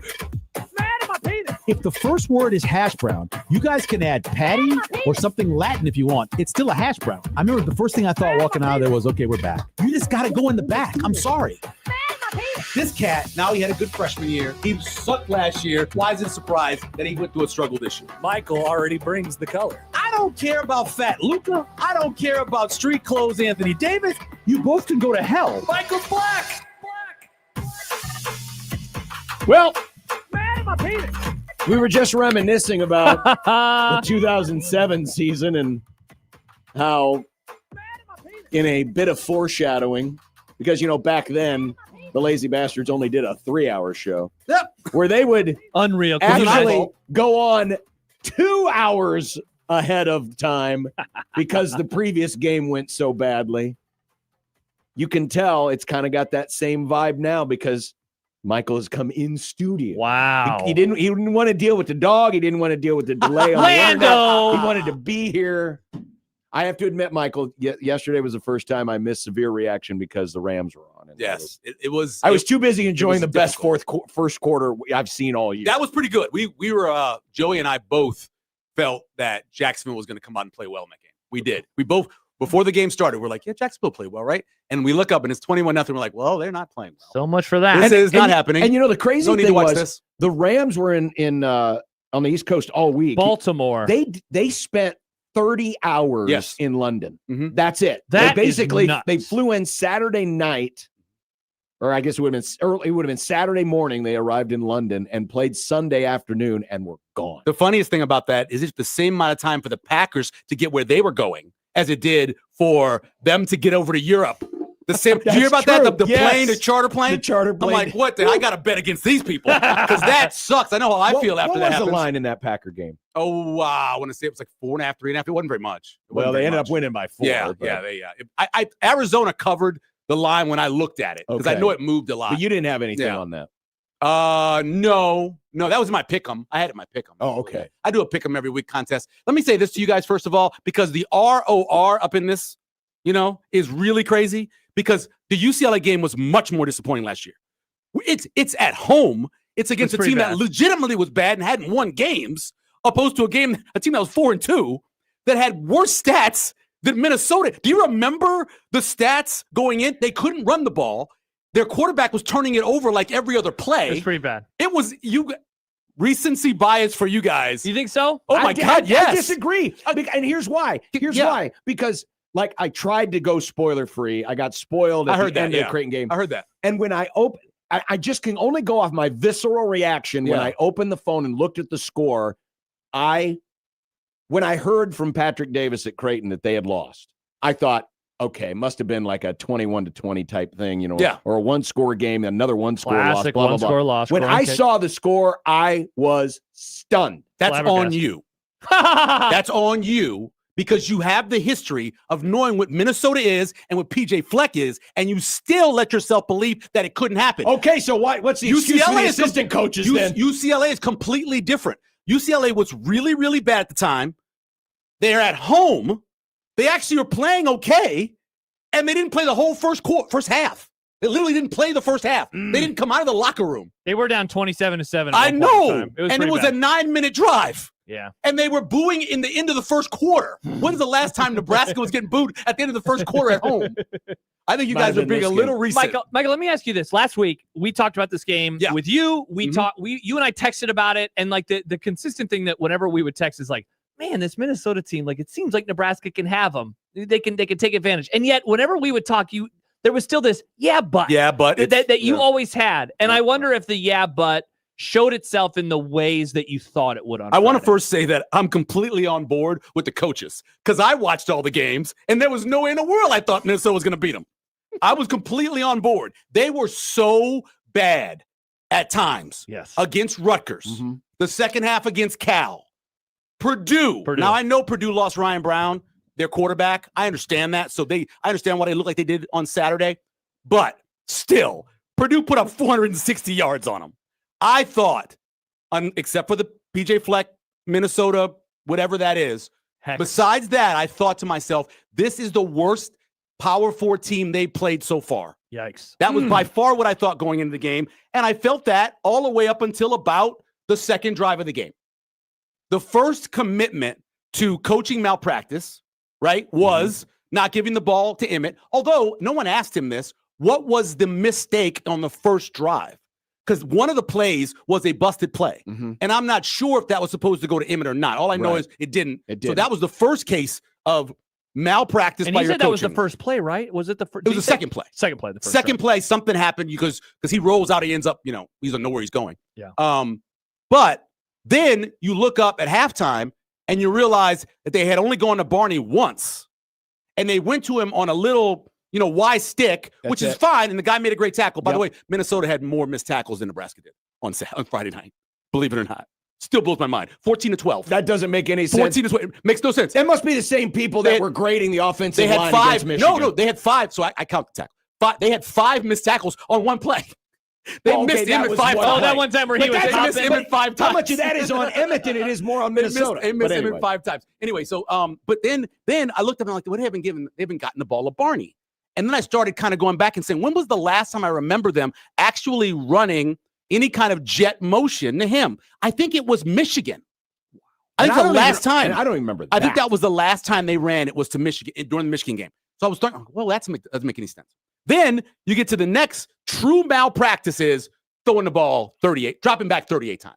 Well, it makes no sense. The drive after the long drive was pass. I remember. Well, the drive before the long drive was, and I got to disagree with Mitch Sherman wholeheartedly on Dan Key not getting open. Because that's ridiculous. He was wide open on Dan that play. Key gets open more than anybody else who doesn't get the ball. He's the new Kyler Reed.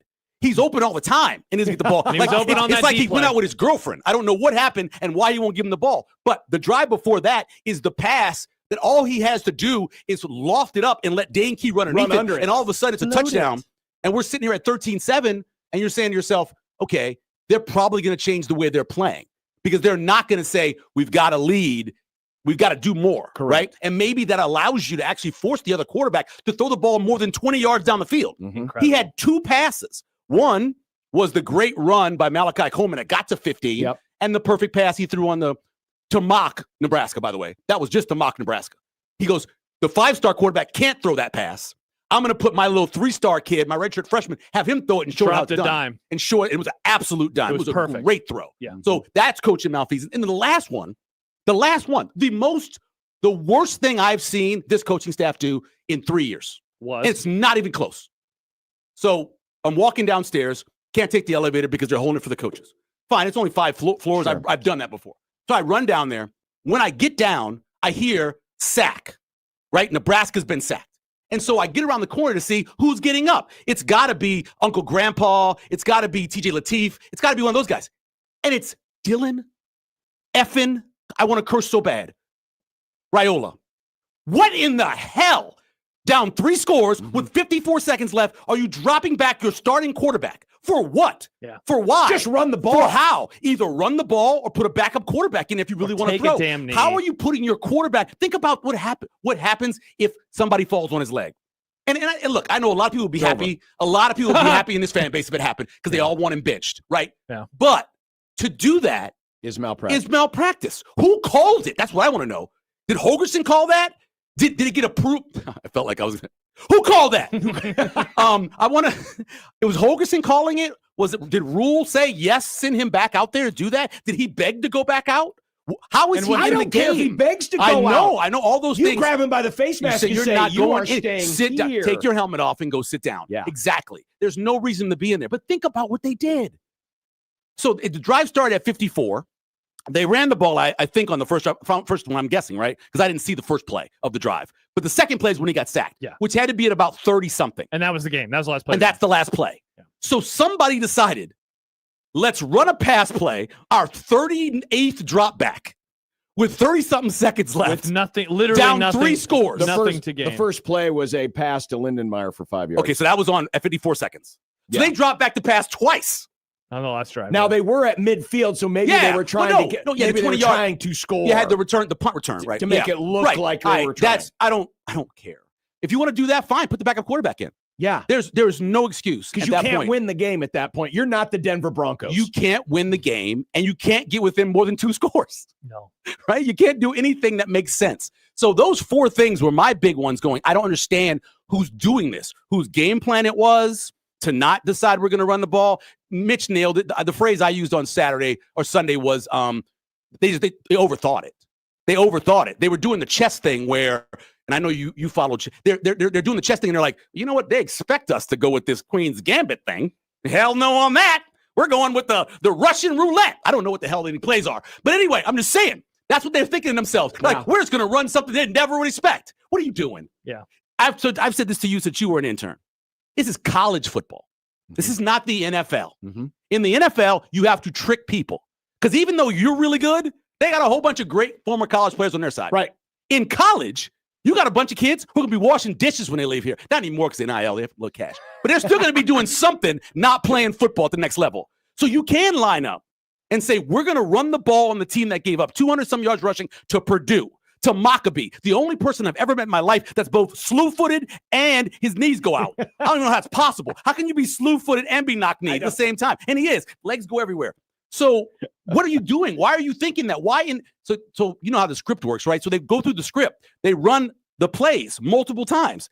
Wasn't there some point where like some intern or some video intern or somebody's like, hey, excuse me for a second. What do you think about just running the ball? Oh, no. They're going to expect that. We can't do that if they expect it.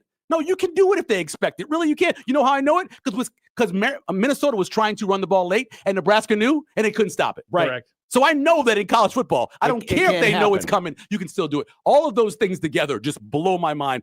When I watched it the second time, literally I turned it off in the middle of fourth quarter.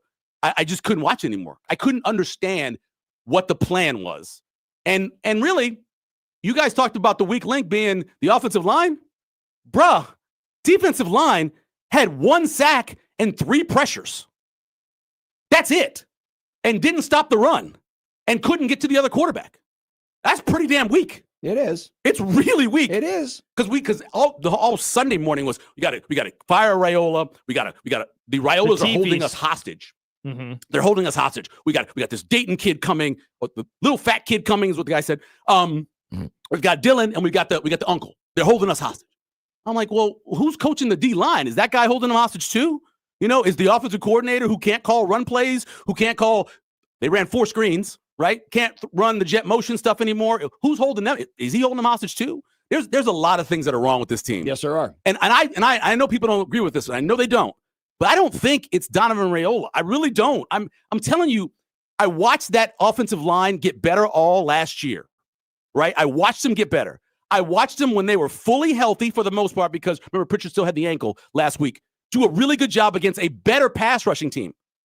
Minnesota hadn't had a sack in 2 weeks. Okay, but how much of that is the play calling? No, that's what I'm saying. Okay. I think it's the play calling, knowing what you have, especially after you lose the leader of your offensive line and lose your left tackle because he's stupid. How many times have I told you Pritchard lose concentration? A lot. The kid cannot concentrate. Ritalin. The worst Adderall, part, something. The worst part wasn't that he got ejected for targeting. The worst part was it happened on the complete opposite side from where the play was going. Yeah, he was just being a jerk. And I already knocked you down. I'm going to dive on you with my helmet. And listen, I don't have a problem if he would have, and I know we're breaking one of the things we weren't going to talk about, but if he wanted to just put 2 hands on him and push him sure back he's down on the ground, that's fine. Yeah. But to go in there diving with his helmet, you know what he did? We don't use the word anymore, but he speared him. Yeah, the old spear. Before we had targeting, we had spearing. We don't say spear anymore, do we? We don't. And so at that point, when that's happening, you as an offensive coordinator, whatever you had as your plan needs to change. You know, the reason why the Marines are so incredible when they go to wars because no matter what they're taught, they learn to improvise. You got to learn to improvise. And there was no improvisation happening at that point. There was no jazz music happening in Huntington Bank Stadium at all. So you don't think? I don't think he's the biggest problem. No. I think the talent's a problem. I do. I think that's a problem. I think the play calling is definitely a problem. But I don't think his instruction as an offensive line coach is the reason. And I know we didn't hear much from him because we don't hear much from him. You don't hear him being yeah. Uncle Don. You don't hear them. But the fact that the talk all off season was, we got a good offensive line room and we got depth. And that was coming from the head coach. And that was coming from the offensive head coach. coordinator and Spindler. Those are the three main people that were talking that way. And I have to. Can't you? I mean, wouldn't you think if Uncle Don had a problem with that, he would say, "Guys, we need to pump the brakes on this a little bit." I mean, he may have talked to Spindler after saying we're going to win the Joe Moore Award. I hope. I hope he said something to him about that. I hope so. You also did this. You also, and I didn't get this at all. So you put Kanak, who has been the backup left tackle. And I guarantee you, there's no time in practice where they had those 5 guys playing at the same time together in practice. Those guys have 0 practice seconds together. So I don't even know why it's Kanak. Because honestly, I would say Machachek is the next guy based off what we've seen. Mm-hmm. I know Sledge, they want to save him to be center, but that dude can play guard.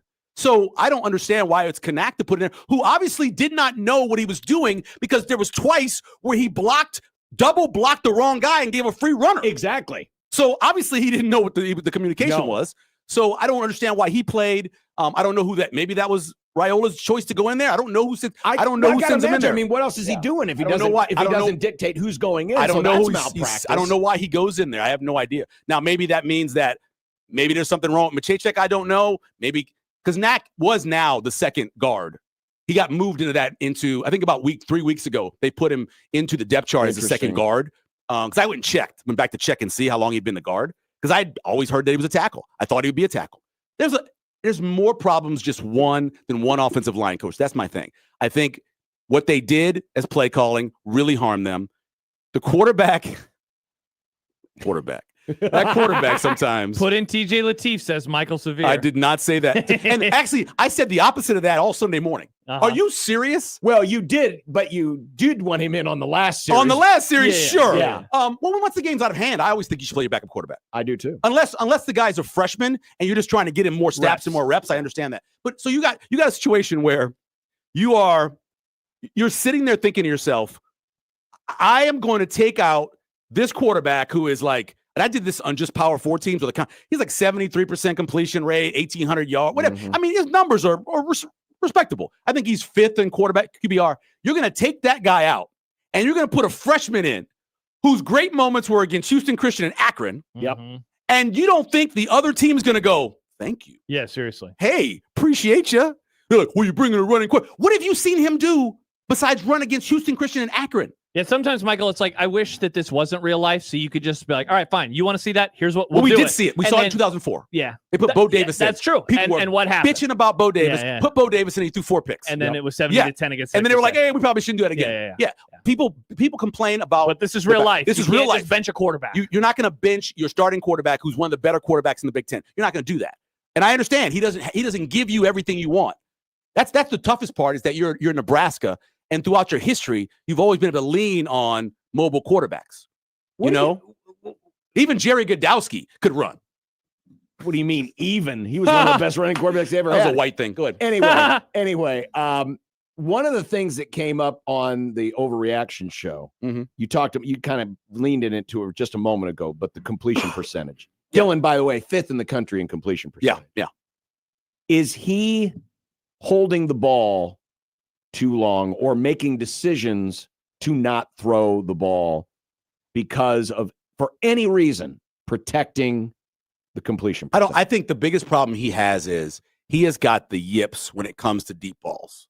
So he was, I believe, 16 of 19 at 14 yards and under. It was pretty solid. I think he was like 11 of 11 and then like whatever. But he was 1 of 5 over 20 yards. There's something wrong with him when he goes, and I've experienced this before. Again, I always say this: I was not a great quarterback. We ran the Notre Dame box. We didn't throw the ball a lot. Yeah. But I understand there was times in practice, even or like even when you're playing baseball, where for whatever reason you just can't locate. You're not bending your right knee. You're leaning too far back. You're not coming over the top. Whatever it is, something's wrong with him when it comes to deep balls because he continuously misses them. I saw a stat where he was like in the bottom 10% in completion rate of passes over 20 yards. How much of that is he's not using his lower body? So that's what I said last week. I think I might have said to you guys, but that's when you got to get him on the move. Yeah, we talked about that on Monday. You get him on the move, either direction. I don't care what it is. You get him on the move, and that allows you to get your legs into the play. And early on in the game, beyond a couple scrambles that he had, like the first play to Lindenmeyer, for example, he was on the move. He was throwing the ball on the move, and he always looks better when he's better.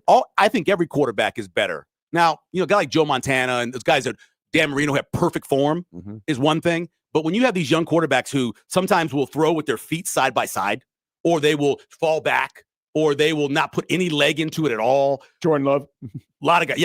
Stiff leg, front leg. What are you doing? Are you boxing? And so I'm watching him, and he sometimes can do that. But if you put him on the move, guys just have to go to their fundamentals. And so maybe that's the case. But whatever it is, that's my number one thing I'm fixing. You've got Barney, who I know can get deep, but he's more of an underneath guy for their system. I know Dane Key. I told you guys, he was 2.4 yards a route, which was one of the top 8 in the country last year. So I know he can get downfield. We know Hunter can. And we've seen Hunter get downfield. I believe Quinn Clark can probably get downfield. Yes. I know that they have guys. Keelan Smith is faster than Quinn Clark. So he needs to fix that. That's the first thing that needs to get fixed. He needs to be able to, and it's not like you have to hold the ball 3 seconds to throw the ball deep. You're throwing it early. You're getting rid of the ball, and they're running underneath it. You're not waiting for them to get down there and just overthrowing them, which he's been doing. So that's what I think the number one thing they need to fix with him is, because he's fine when he's throwing short stuff, and I think his mind works okay when he's getting rid of it like that. But as soon as he's got to throw over 20 yards, I don't know what happens to him. Michael, what did you see on the 9 sacks in terms of where you would give blame? And well, I know there's 3 of them for sure, and one of them I sent pictures out of where it was the wheel route one. No, the Emmett one is obviously. Yeah. I mean, I felt bad for Emmett. So bad. He got Jared Verse. I felt so bad for him. He got smoked. I saw it happen again last night. Somebody got ran over and you last could see night it too. live too. It was like, oh my gosh, Emmett's about to get destroyed, and they did. Yeah, I didn't have the best angle where I was sitting for some stuff, but I did have the monitor right above me. And so there was a couple times where I missed, like, did that guy just get held? Replay. Oh yeah, he did get held. Did Emmett just get run over? Oh yeah, Emmett got run over. But I mean, there was the one I tweeted the pictures out. That's the wheel route, right? And when they bring Mosey in, I'm kind of watching him because I want to know what he's going to do. I think if you're bringing a guy in like that, there's a purpose. And so they run him on the wheel. The linebacker comes over to take the slot receiver. The safety's coming down. He's running right past the safety. Yep. At that point, there's a 3-man rush.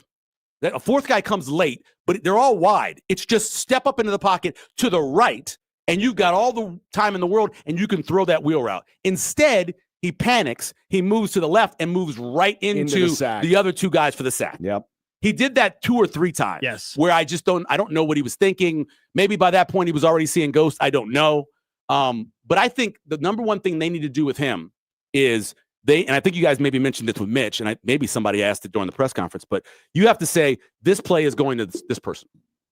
I know that is old fashioned, and I know he's too smart for that. And I know this play is going to this guy. This is our number one option, and this is where it's going. Unless that dude comes down with a heart attack in the middle of the play, we're going to him. And that's what they need to do more. Because if you really want to get the ball to somebody, you can. If you watch the Niners, there's nobody better at saying, I'm going to this guy on a given play. And it doesn't matter if it's Mac Jones or Brock Purdy. Watch them. They will say, it's Jennings on this 3rd down. I'm running the post. It's going to him. He stared down the touchdown pass. Mac Jones stared it down because he knew that's the guy I'm going to. This route's going to work. We're going to throw it. So that's got to happen more. They've got to figure out a way to say to themselves, we got to get it to our playmakers. No switch routes, no option routes. Just the route is to this guy. Let's get the ball away. And so on that subject, because we've heard Rule. So I think about 5 sacks were on the offensive line. Okay. We hear about it all the time from Matt Rule. He even said it again last week. We're preparing Dylan to be a pro quarterback. I know. We give him more freedom than most quarterbacks get. We're never going to probably get the full scope of how much freedom he has, but you do have to wonder if some of these things that are happening are because of the freedom that he has. It has to be. And he's making the wrong choice. Right. His processing is off. Right. He's not processing. He has, in the words of Coach Meatball, a slow blinker. He's got a slow blinker. Yes, he is blinking slowly, but that's not him though. The way he gets rid of the ball, he is not a hesitant thrower. He's not a hitch guy. There's some guys in the NFL where I'll watch them and be like, you can't hitch there. Great example is Caleb Williams. Caleb Williams, too many times, it's a 3-step drop. The ball's got to be out. He's hitching, right? He's not that guy. He lets the ball go. So you don't think the short passing game, you don't think there's that quick slants that they can run in this offense? I don't or think it's just 1, 2, 3. Well, I will tell you that I know he doesn't run the air raid, but based off of the routes I know that they run, there's not a ton of quick slants. Does there need to be? I mean, you have the he's wide already receivers. changed his playbook. Yeah, He's no longer the Mike Leach disciple. Do we need to see some of that? Just 1, 2, 3, boom, balls out. Well, I not necessarily quick slants, but just, and I know it's an old word, they make fun of me, but button hooks, curls. Yeah. I like to see a lot of curls. I think you curl enough, you bring that safety up, he's going to come up to hit, he's going to come up to hit. Maybe you'll miss a tackle. That's what happened in Nebraska. There were 3 plays almost in a row where the ball was thrown underneath and they missed tackles and got first downs. And that's what you need to do back to Minnesota or whoever you're playing. So I think that, you can put that. I just don't think it's a part of the offense. Not the slant. You're talking about the Michael Irvin slant. Yes. The Cowboy slant. Yes. You don't see that much in his system. I don't. I haven't seen that. But that's what I'm saying. Because you have the slot receiver who's taking that spot up a lot of times. Now, if you go in a bunch, I could see the interior, the second guy maybe doing that. Right. And the other 2 guys, one guy's going deep and one guy's running out. But I just don't see that route But just a lot. any kind of timing route where it's just, and hey, they do, we know where this is going. It's just 1, 2, 3. And they boom, do balls have out. timing routes. They run a bang 8, which is not a slant. It's up and in. They do run the Y stick, which is what they made to Barney where he got tackled really quickly. Or they made it even to the running back, Emmett, early. Remember they threw the ball out in the second drive? He got tackled. Normally he doesn't get tackled there. Right. So early on, yes, everything they did, for whatever reason, Minnesota was tackling in open field really well. They really and by the way, they were a team that tackled really poorly all season. And if you listen to that press conference, I know people hate PJ Fleck, but he talked about the free throw mentality. He talked about fundamentals. He talked about working on tackling 10 times longer than they normally work on it. He talked about running the ball, establishing the run. They did everything he talked about they did during the week. They did better. So there's something to be said about whatever that guy does to hypnotize his team. Other coaches need to try to get him on board on that. Michael, what's your early read on the game on Saturday from both what you know about the team's perspective on the field and also covering this program and the spots that they find themselves in exactly like this? When I was at the light, you guys asked the question. I was kind of like, where you headed? What's going to happen? How much does this game matter? Somebody asked me earlier what I thought. I said a reasonable record would be 3-2. That would be a reasonable record. But ask me after Saturday. Because I think I'll know a lot after Saturday. If they come out and they've gotten a lot of their mistakes fixed, they don't have a quarter where they don't do anything. They come out and try to establish the ball, run like they did against Maryland. Dylan Spindler's playing. Mr. Spear Kid is playing. Everybody's playing, right? Yeah. And they come out and they play well. Then I could see them maybe going 4-1. Maybe. Because Penn State's not going to be anything. Iowa's going to be a 13-10 game, right? Always. See who wins on Always the is. 13-10 game. And I think they probably still lose the USC because I think as much as – so it's hard to judge what's happening in sports sometimes because we have to do it with college kids, and you don't know what kind of week they had or did they really listen, girl break up with them. The worst part about it is you got these coaches who think they're geniuses. That you're talking about the wide receiver. The wide receiver Oh my option God. pass Yeah. in the rain. In the rain. Where he doesn't even get to throw it because he just fumbles it. You know when you practice that? You practice that in Los Angeles. Yeah, exactly. In the most perfect weather in the world. Yeah. And then even if you do it, you don't run it in that kind of weather. And then you tried to run that in the rain. Idiotic. And then they're still in the game. Yeah. And they got 4th and inches. And he's a big quarterback. Yeah. And they run sprint out on 4th and inches. That's Just a coach. lean forward. That's a coach saying to himself, I'm smarter than everybody else, and this is what I'm going to run. And I'm going to cost my team the game. Well, let's hope he's like that in 12 Yeah, days. they're going to beat Nebraska still, but good Lord, that was coaching malfeasance. It absolutely on was. Saturday. The kickoff return turns the game around. It does. After a great drive. But the play right before that was a 3rd down when he threw the ball on an out to Lemon, and he had a 1st down. It was a great play. Yeah. So why are you running this trick play? But so that's going back to that. You're always going to worry about coaches doing stupid stuff. So maybe the USC game won't be as easy as it will be for them. I think they're just too good offensively for Nebraska. I do too. I know Nebraska will be able to run the ball supposedly against them, but I think they're too good. But then other than that, if they go 3-2, that would be a disappointment to finish 8-4, but it's better than last year. Yeah. If they go 4-1, that's where I expected them to be, 9-3. So, and this was the game. The Minnesota game was the game I thought they would lose initially because of the double road thing, and I still didn't pick Minnesota to win the game. You didn't have 24-6. I did not. Even in the preseason, you didn't have 24-6. I did not have, but I did think that Minnesota would beat them only because I thought short travel. the short travel and because of PJ Fleck in that building. Something happens. Oh, I wrote down yesterday like the 6 losses that I've been completely wrong about since 2018. And Maryland 2 years ago, UCLA last year, the Illinois game that opened the season that we went out to that I thought they went by 2 touchdowns. And so there's times where I think I've researched everything I can, but then it's college kids playing football. College kids playing football. It's coaches who think they're smarter than the whole world. Well, on that subject, what did you make today of Matt Rule saying, I tried to tell my players and some of my coaches that Minnesota was good, and because some coaches thought he was maybe gaslighting them. I always tell you guys, I didn't grow up a Nebraska fan. So I don't think like a fan, right? Sure. A lot of times I just don't. It's not in me. But here's a buddy of mine. He says, I don't think I felt this before, but I'm starting to wonder if Rule is even the guy now.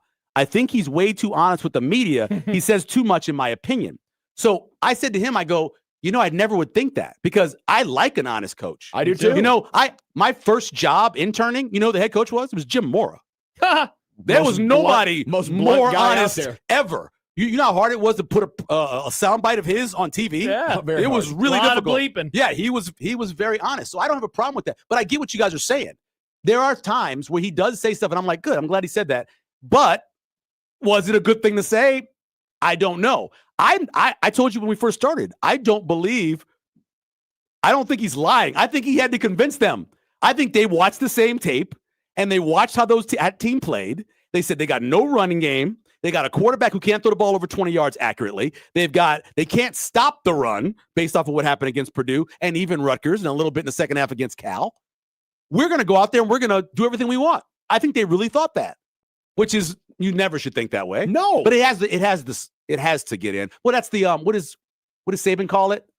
Rat poison. Yeah, it has to be real. But when usually the rat poison comes from people like us. Saying no, I think it's them hearing it and believing it. That's the problem. He's saying it's rat poison because they're actually eating it. Oh, I thought they're actually eating it. I thought they didn't listen to us. Give me a break. I thought the coaches don't listen. He knows. What did he say the last week? He goes, I don't necessarily always listen, but people tell me what you guys say. And sometimes you say bad stuff about me. He said he does. He follows what's happening. He knows what's happening. And I like the fact that he's honest as a journalist. But yeah, probably he shouldn't be saying all that stuff. That's why I look forward to Thursday, because I think some of this is going to be walked back. Well, honestly, he walked it back today. He tried to, but he started back too late. Cat out of bag. He said, sometimes I say I don't always. Puking on the floor. Yeah. All that stuff. Yeah, I think the issue is less at how honest he was and more like, wow, the coaches were thinking that way too. Like, that's wild to me. But maybe that happens more often than I would realize. Yeah, I think it happens quite a bit. Like players, it makes sense to me. I think they think that way, and they have to make sure they hide it from the players. I think that was the issue with Nebraska playing FCS teams under Bo. I think it was hard for him to even convince his coaches, you got to take this seriously, because he didn't. So I think it can happen. I think it happens a lot more than we know about. Because I know, this is high school, but I know being around the Central coaches and being around Damon and stuff, a lot of times they will have to early on in a week say, hey, I know this is Fremont. No offense, they weren't very good. They weren't. But, this is they weren't. This is Buena Vista or whoever else. This is, I know, but Buena Vista, they might play, they might not play. You never know what'll happen. And so I think that a lot of times they have to do that. And I don't think the next level they're not that much older. It still scares the crap out of me, because how much you don't think it happens in the NFL? It happens in the NFL. How much, though, have we heard all off season? Oh, it's the Big Ten, man. This is the Big Ten. You can't take days off in the Big Ten. I know. So they're lying. Lip service. It's lip service. It's lip service. People lie, John. Lip service is a nice way of saying lying. It's not lying if you believe it. And when you believe it, it's even scarier. It's not lying if you believe it. They honestly believe, yes, the Big Ten is like this, but then they get to the point where they're playing against the best thing that happened to them before playing Northwestern is what happened to them against Minnesota. They certainly won't be thinking that this week. By the way, Michael, so there's been this guy in our mentions over the last couple of weeks, Chad. John pissed him off something fierce recently. Okay. So Chad just responds to the same tweet. Predict what was going to happen, and it happened. Yeah, he said Penn State was circling the drain. Now, he is. So you said Penn State won't be anything. And Chad says, really? How confident can you really be? Iowa's incredibly disciplined and talented and doesn't have the Skullet offensive coordinator. So you're buying into the salesman thing. Rule is selling you. No. Real. Chad. Michael Sevier became a Penn State fan in 1977. Yeah, Michael's a Penn when State they fan. moved to Whitehall, a little subdivision right outside of this, outside of the school where my dad worked for 2 years before he passed away. I'm a Penn State fan. I trust me. I watch them every week. I watch Penn State. The only team I watch more than Penn State is Nebraska. So I watched them yesterday on Peacock, which pissed me off because I can't flip back and forth. So anyway, I'm watching them on Peacock. They're not good. And there are guys that necessarily aren't playing very hard. And the backup quarterback is not very good. And Iowa really should have won that game by more. And the fact that they were trailing by 6 with 4 minutes left kind of shocked me. And what did they do? They just drove down there and scored. Yeah, it looked pretty easy. And then Penn State broke off the long run, and that was it. But I said that only because second to last game, I don't know what it's going to be like in State College. I don't know what's going to be in that building. I don't know what time the game's going to be. I just know there's not going to be any energy coming from the Penn State folks. No. Not thinking all year that you're going to be going to the college football playoff or maybe win a national championship and be sitting in this situation where you're 4-7. In other words, it's a winnable game. I think every game's like losable. Friday was a winnable game. Every game's winnable. Every game's losable. We know that. All the lip service. I was just giving a guess on what I think happens in those games, and I would say that about Penn State. I would say the Penn State game feels the most winnable out of all the ones remaining. It does feel more winnable than UCLA. Because UCLA now has confidence. You got to go on the road. That game scares the crap out of me. You got to go on the road. And you're playing Nico, who's running the ball. Running quarterback where you struggle with some running quarterbacks. Their backup running backs have been playing better. They might be playing for a bowl. They're definitely playing for the bowl. But you watch that Maryland game, and Maryland had every opportunity to put them away, and UCLA wouldn't take it. They're like, I know we're not great, and we have fired our coach, but we're not going to go away. And they stayed, and they stayed, and they stayed, and they made Washington make mistakes. And even when he went down there and drove and scored to tie the game, they're like, well, it's not over. We're good now. And they won the game. It's crazy. So, yeah. How much has flipped for them in such a short amount of time as well? Very quickly. The same as much as Penn State. Yeah. I mean, they're the same time, right? They are. They're two ships passing in the night. Yeah, they're two sides of the same coin. It's remarkable what they're doing. But you want to put this game on somebody, you put this game on the coaches. You put the Minnesota game on the coaches. I would agree. From the moment the game started to the moment they put Dylan Raiola out there to throw passes with no time left. You know, I did not know that until you said it because I shut it off.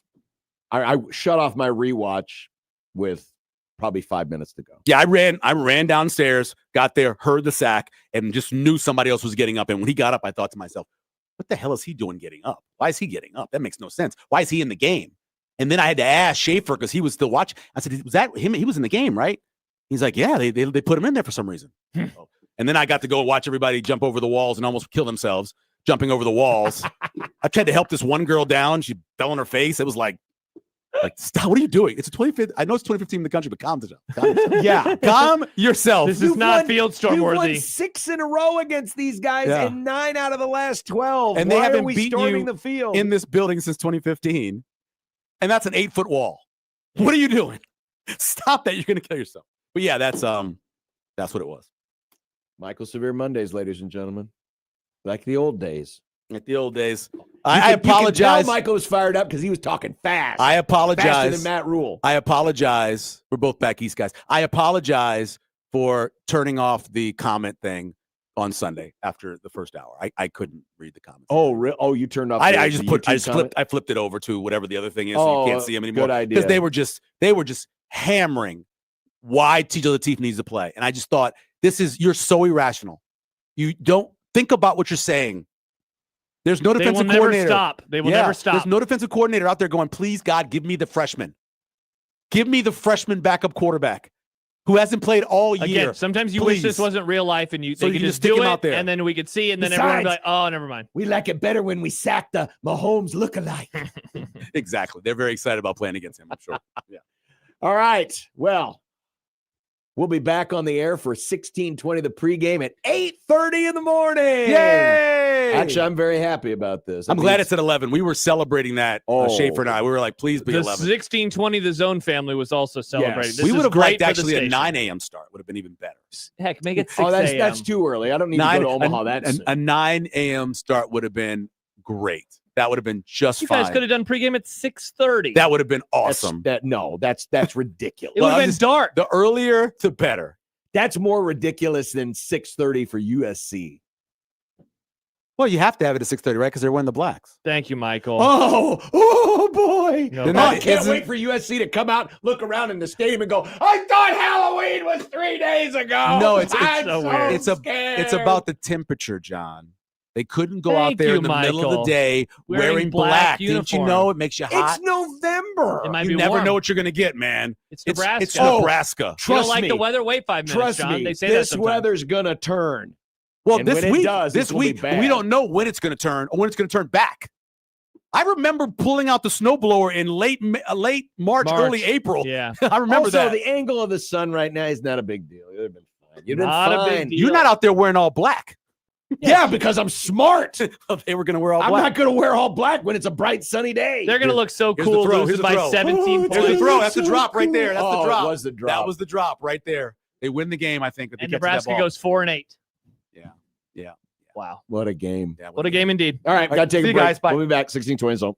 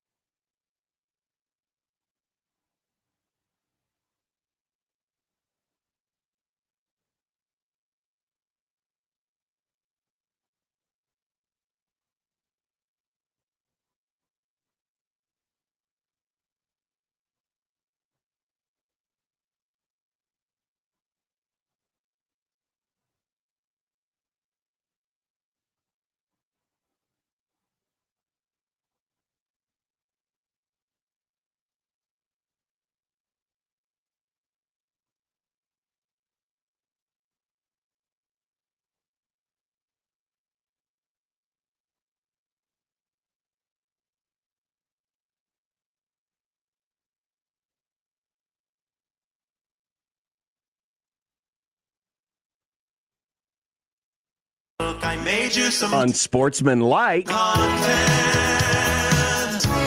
Unsportsmanlike content. Unsportsmanlike content. Content that's unsportsmanlike. Watching the pregame here for Yeah. the Lions and the Bucks, they were just interviewing Barry Sanders. I wonder how Barry would have liked playing on this type of turf. Because, he played all his career On actual on AstroTurf. AstroTurf, in the Dome at Oklahoma State. And, of course, he was so good at just jump cutting, and stopping, pivoting, doing all that stuff. I wonder how he would have liked this. Good question. Of course, the shoe technology is better, too. Speaking of liking, John, you hate alternate uniforms. Scott asks, I don't understand John hating the blackout. Please explain what's wrong with trying new fun things. Right now, I'd be more damn worried about your damn team than what you're wearing to the ball. That's all I'm going to say. And that's fine. You want to have fun. Again, not a huge fan. Black is not one of their colors, no matter what anybody says. It's in the PDF? It's in a PDF because all print is in black in PDF. Interesting. That's it. And are you really willing? Are you really in a mood to have fun? Yes, they're going to lose anyway. Might as well do it with a fun uniform. Oh, so I can add to the stat that Dave Fight provided? Because guess what? I thought we weren't talking about those. I got the spreadsheets. I don't think. Thank you, David. I thought we weren't talking about those. Enjoy losing in those alternate uniforms. Are you done? Are you done now, John? He's the one that brought it up, not me. Are you off of your soapbox? No, it's not a soapbox. He will never be off his soapbox about uniforms, Nick. I'll never get over Macho Grande. I'll also never get over the fact that it's week 7 of 4-quarter pick'em is officially open. Make your picks now. Whoa! Play at 1620thezone.com. Have you seen this? Have you heard about this? Through 7 weeks, the Colts are the most efficient offense by points per drive this century. John, are you ready to admit you were wrong about Daniel Jones? Me? Yes, Me? you.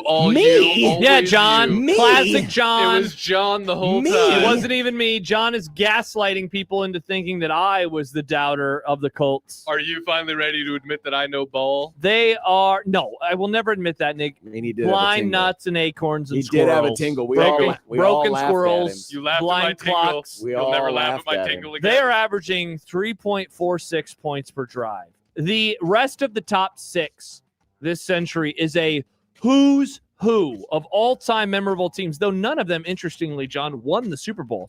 The 07 Patriots, the 2018 Chiefs, the COVID Packers, last year's Lions, and the 2018 New Orleans Saints. So, because they got cheated. So there's no guarantee by that their coach. There's certainly no guarantee that this is going to mean anything in Maybe the all end, those but Saints fans should have worn all black. it's pretty wild how good their offense has been. Pretty wild. It's crazy. And I'll be honest, I couldn't watch much of that game yesterday because those Charger uniforms were so bad. You didn't like the bananas? They looked awful. And they didn't play that great either. And the Colts are good. Good. And that's in a good way. They're good in a good way. Oh, so they're good. They are actually good. Though I still have the vibe that they're like the 2017 Rams. The first one under Sean McVay, where they burst onto the scene. They surprised a lot of folks, but once they got to the playoffs, it was like, oh crap. The surprise to me would be if they actually made the AFC Championship. No, the difference, though, is that Daniel Jones does have, believe it or not, playoff experience. Jared Goff did not. That's true. The Raiders ran 30 plays on Sunday, which is the second fewest number of plays since the NFL-AFL merger. That's a fun stat, right? Merger. The only team with fewer? The Browns in 1999 in their first game back as a franchise. But what's Vegas's excuse? Well, they are bad. But the Browns in 99 ran 28 plays, which seems like an impossible. I don't understand. Mahomes played 5 drives yesterday. I looked up and I said, wow, Mahomes is already out. It was like midway through the third quarter. That is how low the Las Vegas Raiders have gone. Pretty wild. I cannot believe that. 30 plays? How do you only have 30 plays in an NFL game? How, John? How? I don't know. Answer me. That was another game I paid zero attention to because I realized very early on, this is going to be bad. So I took Wrigley for a walk. Oh, that's fun. This is the Raiders. I mean, credit the Bears. The Bears and the Raiders are in the same boat. The Bears have won. The teams that might surprise us with them being good. And the Bears have backed it up. The Raiders, not so much. No. I hope Mitch enjoyed the cruise that he got yesterday. I mean, it was just a nice afternoon cruise. I bet he got through all his blowout material in the third quarter. Oh, yeah. We'll have to talk about it with him on Wednesday. You know, he's been saving it up for a long time, given the Chiefs play so many doggone one-score games. That's true. As we discussed earlier, there were plenty of upsets again in college football this weekend, including Nebraska going down to Minnesota. Whoa, that's fun. Did you know that happened? I did see it. And how about this from David Hale of ESPN? Top 10 ranked teams have lost 18 games already this year. That's 2 more than any of the last 20 years at this point, and 7 more than the average over that span, not counting 2020. Will this trend continue? Well, it will continue. Now, this is multifaceted. One, obviously the parity, but 2, you got a lot of teams from 2 conferences that are populating the top 10, and those teams usually play each other, which means somebody's got to win and somebody's got to lose, and so that's going to help with the situation. So, yes, this will continue. Now, if you want to go down, conspiracy-minded, paranoid Big Ten rabbit hole, it's, that's because AP, they suck. They shouldn't be ranking anybody right now. These people are living rent-free in your head, John. You need to ignore them. But they're stupid, and I like making fun of stupid. You do like doing that. And so there's probably some of that as well. But, yes, of course this is going to continue. We've got more crazy, wazy upsets to come. Crazy, wazy indeed. Wazy. Hell, John, I'll give you one. Would it surprise you if LSU beat Texas A&M this weekend? I know LSU has not looked like the best team, but it would not surprise. I've been waiting for A&M to go down for weeks now. They still haven't. And they're playing down at they're on the bayou. They'll in that smell game. some of that gumbo and go, we know how to play better. Yeah. So yeah, and you know that Brian Kelly, when he gets a whiff of that gumbo, is going to be like, oh, this is just like when I was back home in South Bend, Indiana, and I said, Mrs. Kelly, you need to make us some of that jambalaya. Yeah, I couldn't agree more with everything John just said, and that's why he's going to go to Penn State at the end of the season. But yeah, we're going to get a lot more fun upsets. That would be hilarious. It would be awesome. Guys, Nick, we only have one more baseball game to go before the World Series. Who's winning tonight? Oh, boy. I was wrong on Friday. I picked the Blue Jays, and they lost, and it made me very happy. I'm going to say the Mariners get it done. Seattle goes to their first World Series baseball. Man. Oh, you're picking against them, aren't you?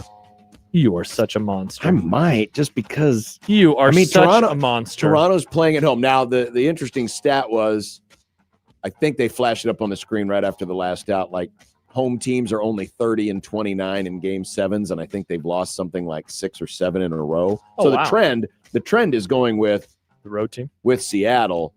Yeah, I'm just glad we have game 7. I love game. Yeah, you're obsessed with this whole game 7 situation. I love game 7, man. Game 7's 2 best words in sports. Game 7.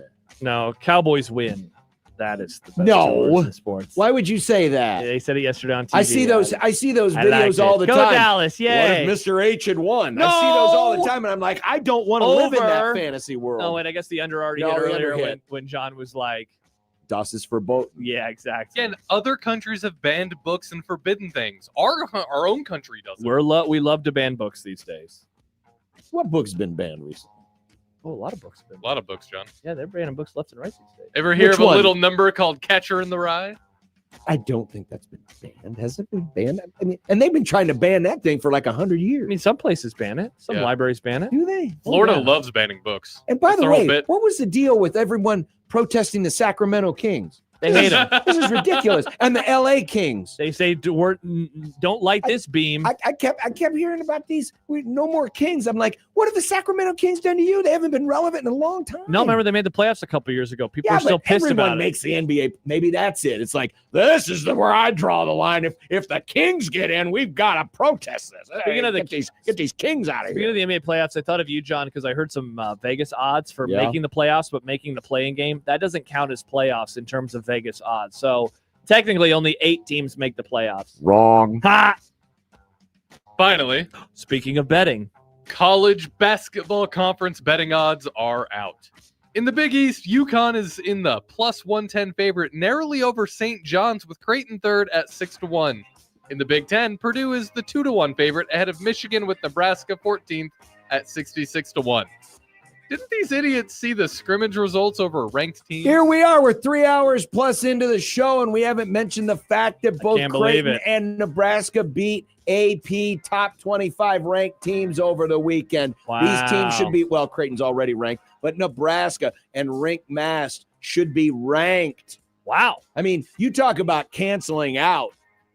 I guarantee you there are Nebraska fans on Saturday at about 2:30, whenever that game ended, they were like, well, if we had to only win one this weekend, I'm glad it was that BYU. Thank God they beat BYU. Oh, man. Oh, thank God. But in all seriousness, that was really cool. It was cool that you get a little excitement early on. More importantly, it's cool that both Greg McDermott and Fred Hoiberg got some good tape to put out there for his players in practice. Basketball. But good for them. But, yeah, come on, man. Nebraska 14th. Come on, now. Does that mean BYU is only 15th in the Big Ten? Yeah, put Nebraska ahead of them. By the way, so Michael texted me, Nick, and he said, did you guys listen to that Sierra Wright soundbite? Nick sent us a DM. I've got the Sierra Wright. Wright soundbite. What is this? You said it like we knew what it was. I thought you did know what it was because Michael sent it to me as if I knew. Well, that this must have everybody been knew this what it must have was. been from Friday. Michael- Because obviously the players didn't speak. Michael really wanted you guys to hear this. All right, let's hear this. Let's hear this. I'm curious. The message is just making this next week our best week. You know, it's difficult sometimes when you lose, and we just have to figure out how to see where we went wrong. Maybe think about our mindset if our mindset was off at all, and attack the next week. You know, so it's about picking our heads up and coming together and making sure that we unite from moments like this. So is it because he almost said best week of practice? Play the beginning of it again. Yeah, Nick. hit that again. The message is just making this next week our best week. Uh-oh. I'm picking Northwestern now. I'm picking Northwestern. Okay. Well, interesting. Yeah, Nick sent us a DM. I was so confused. Yeah, I was too. Because Michael emailed it. He's like, okay, I shared that Sierra audio with you. Like, okay. Why you didn't think to ask him, like, what is this? Or what is this for? Or why are you sending this to me? No, because I assumed he wanted to play it, but then he didn't play it when he was in here. I totally forgot, by the way, speaking of post-game comments, how depressing the Husker Radio locker room show Holy was after God. losses. During one of your commercial breaks, Oh, my gosh. I switched over. But the other guys are usually still playing commercial after commercial. I believe it or not, I didn't catch it in a commercial. I caught it in the Whoa. middle of a Luke Lindenmeyer segment, and I just Was it the saddest thing you'd ever I just heard? forget the hushed tones and the sad, hearing of gear being packed away. Yeah, when I think of those, that those shows always used to be, and I mean, this is going way back, even back in the glory days, in those rare times where Nebraska lost, where it's like Gary Saddlemeyer down here in the locker room, and Scott Frost, you were sacked 100 times, and Arizona State shut you out for the first time. Brian Kelly, Derek Brown, what happened? And well, the Weebacks, and all you hear is. You know what I think of when I hear, because I haven't heard one of those shows. I haven't heard one of those in forever. That used to Yeah. be like common practice on the way home after Sure. a loss. I always think of Lane Grindle asking the question. So you think Saddlemeyer? I think Lane Grindle. Well, and I may have missed. And he's I don't always know like, if Gary. "Go I don't know if Brewers." Gary actually did those interviews because he was up in the booth. But Back up to somebody, you in the booth. somebody, maybe Larry Molenbrink. Maybe Let's go to- Larry Molenbrink. Let's go to Larry Molenbrink down in the Husker locker room. Yeah. Some people have fun last McCaffrey, Oklahoma just smoked your ass. Oh, hey, they wouldn't have said that. No, they probably wouldn't have, especially back. You in should the do that. 80s. You should do that this basketball season. If Creighton has a bad game, say to Mac, man, they smoked your ass. See what he says. We made it this far real quick. This was the most amazing thing that I saw happen this weekend. The Denver Broncos fourth quarter. Wild. So we had the Packer game because that was the local game on the small TV. And then we had the triple box of all the other games that were on Sunday Ticket. And the Bronco game was on there. And it was mostly bad. And it was mostly bad. Bad. I actually had to go upstairs because I did a segment for our friends at KLIN. They do a Husker Rewind show on Sundays. And at that point, it was 19-0. Wow. And my friend had already been texting me saying, I can't believe I paid for this because this is the first year he's had Sunday ticket. Oh. And when I got back downstairs and I saw it's 23-20 and the Broncos have the ball, I was, how did this happen? And so, my son and his friend they're kind of recapping because they weren't even paying attention because the Packer game was pretty good. And so I'm going through the box score and I'm looking at the live stats going, damn, look at what they did. And then for that last 2 minutes, what happened to the Broncos, giving up the 4th and 18, Wandale makes the catch right at the line to gain. And then, the big play, the pass interference where, Visor Boy, or formerly known as Visor Boy, comes running on the field. He gets flagged. Yeah. And then Bo Nix leads the drive back the other way. The last couple minutes where it just kept ping-ponging, drive to drive. That's incredible. Yeah, sorry to the Giants. Sorry to Robin Washit. But I'm happy for all you Bronco fans. Oh, that's so cool. The 5-2, still first place, Denver Broncos. The most exciting team in professional football. The most exciting segment in this Grum, What's for Dinner, next on 1620 The Zone.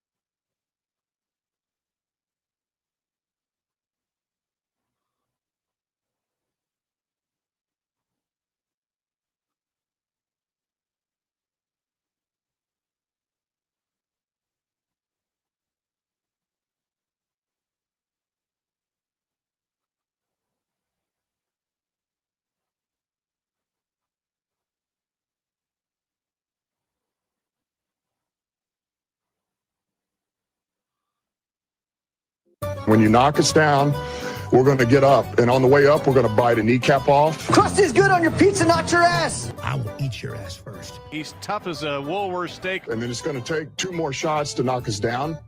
All right. And on the way up, we're going to take your other kneecap. I'm ready to hang them up, gut them, and skin them, and chop them up. You know what? I'm ready. My daughters aren't starving to death. I'll eat my neighbors. And we're going to get up, and then it's going to take 3 shots to get us down. And when we do, we're going to take another hunk out of you. Cliff, what are you going to take away as your best memory from playing basketball at Boston College? Probably just like going out to eat. Put all your money on Tampa Bay. The Lions are wearing all black. Nah, let's see. Chili and cinnamon rolls. I thought you were doing that garbage last night. You're doing it 2 nights in a row? Last night. It's terrible.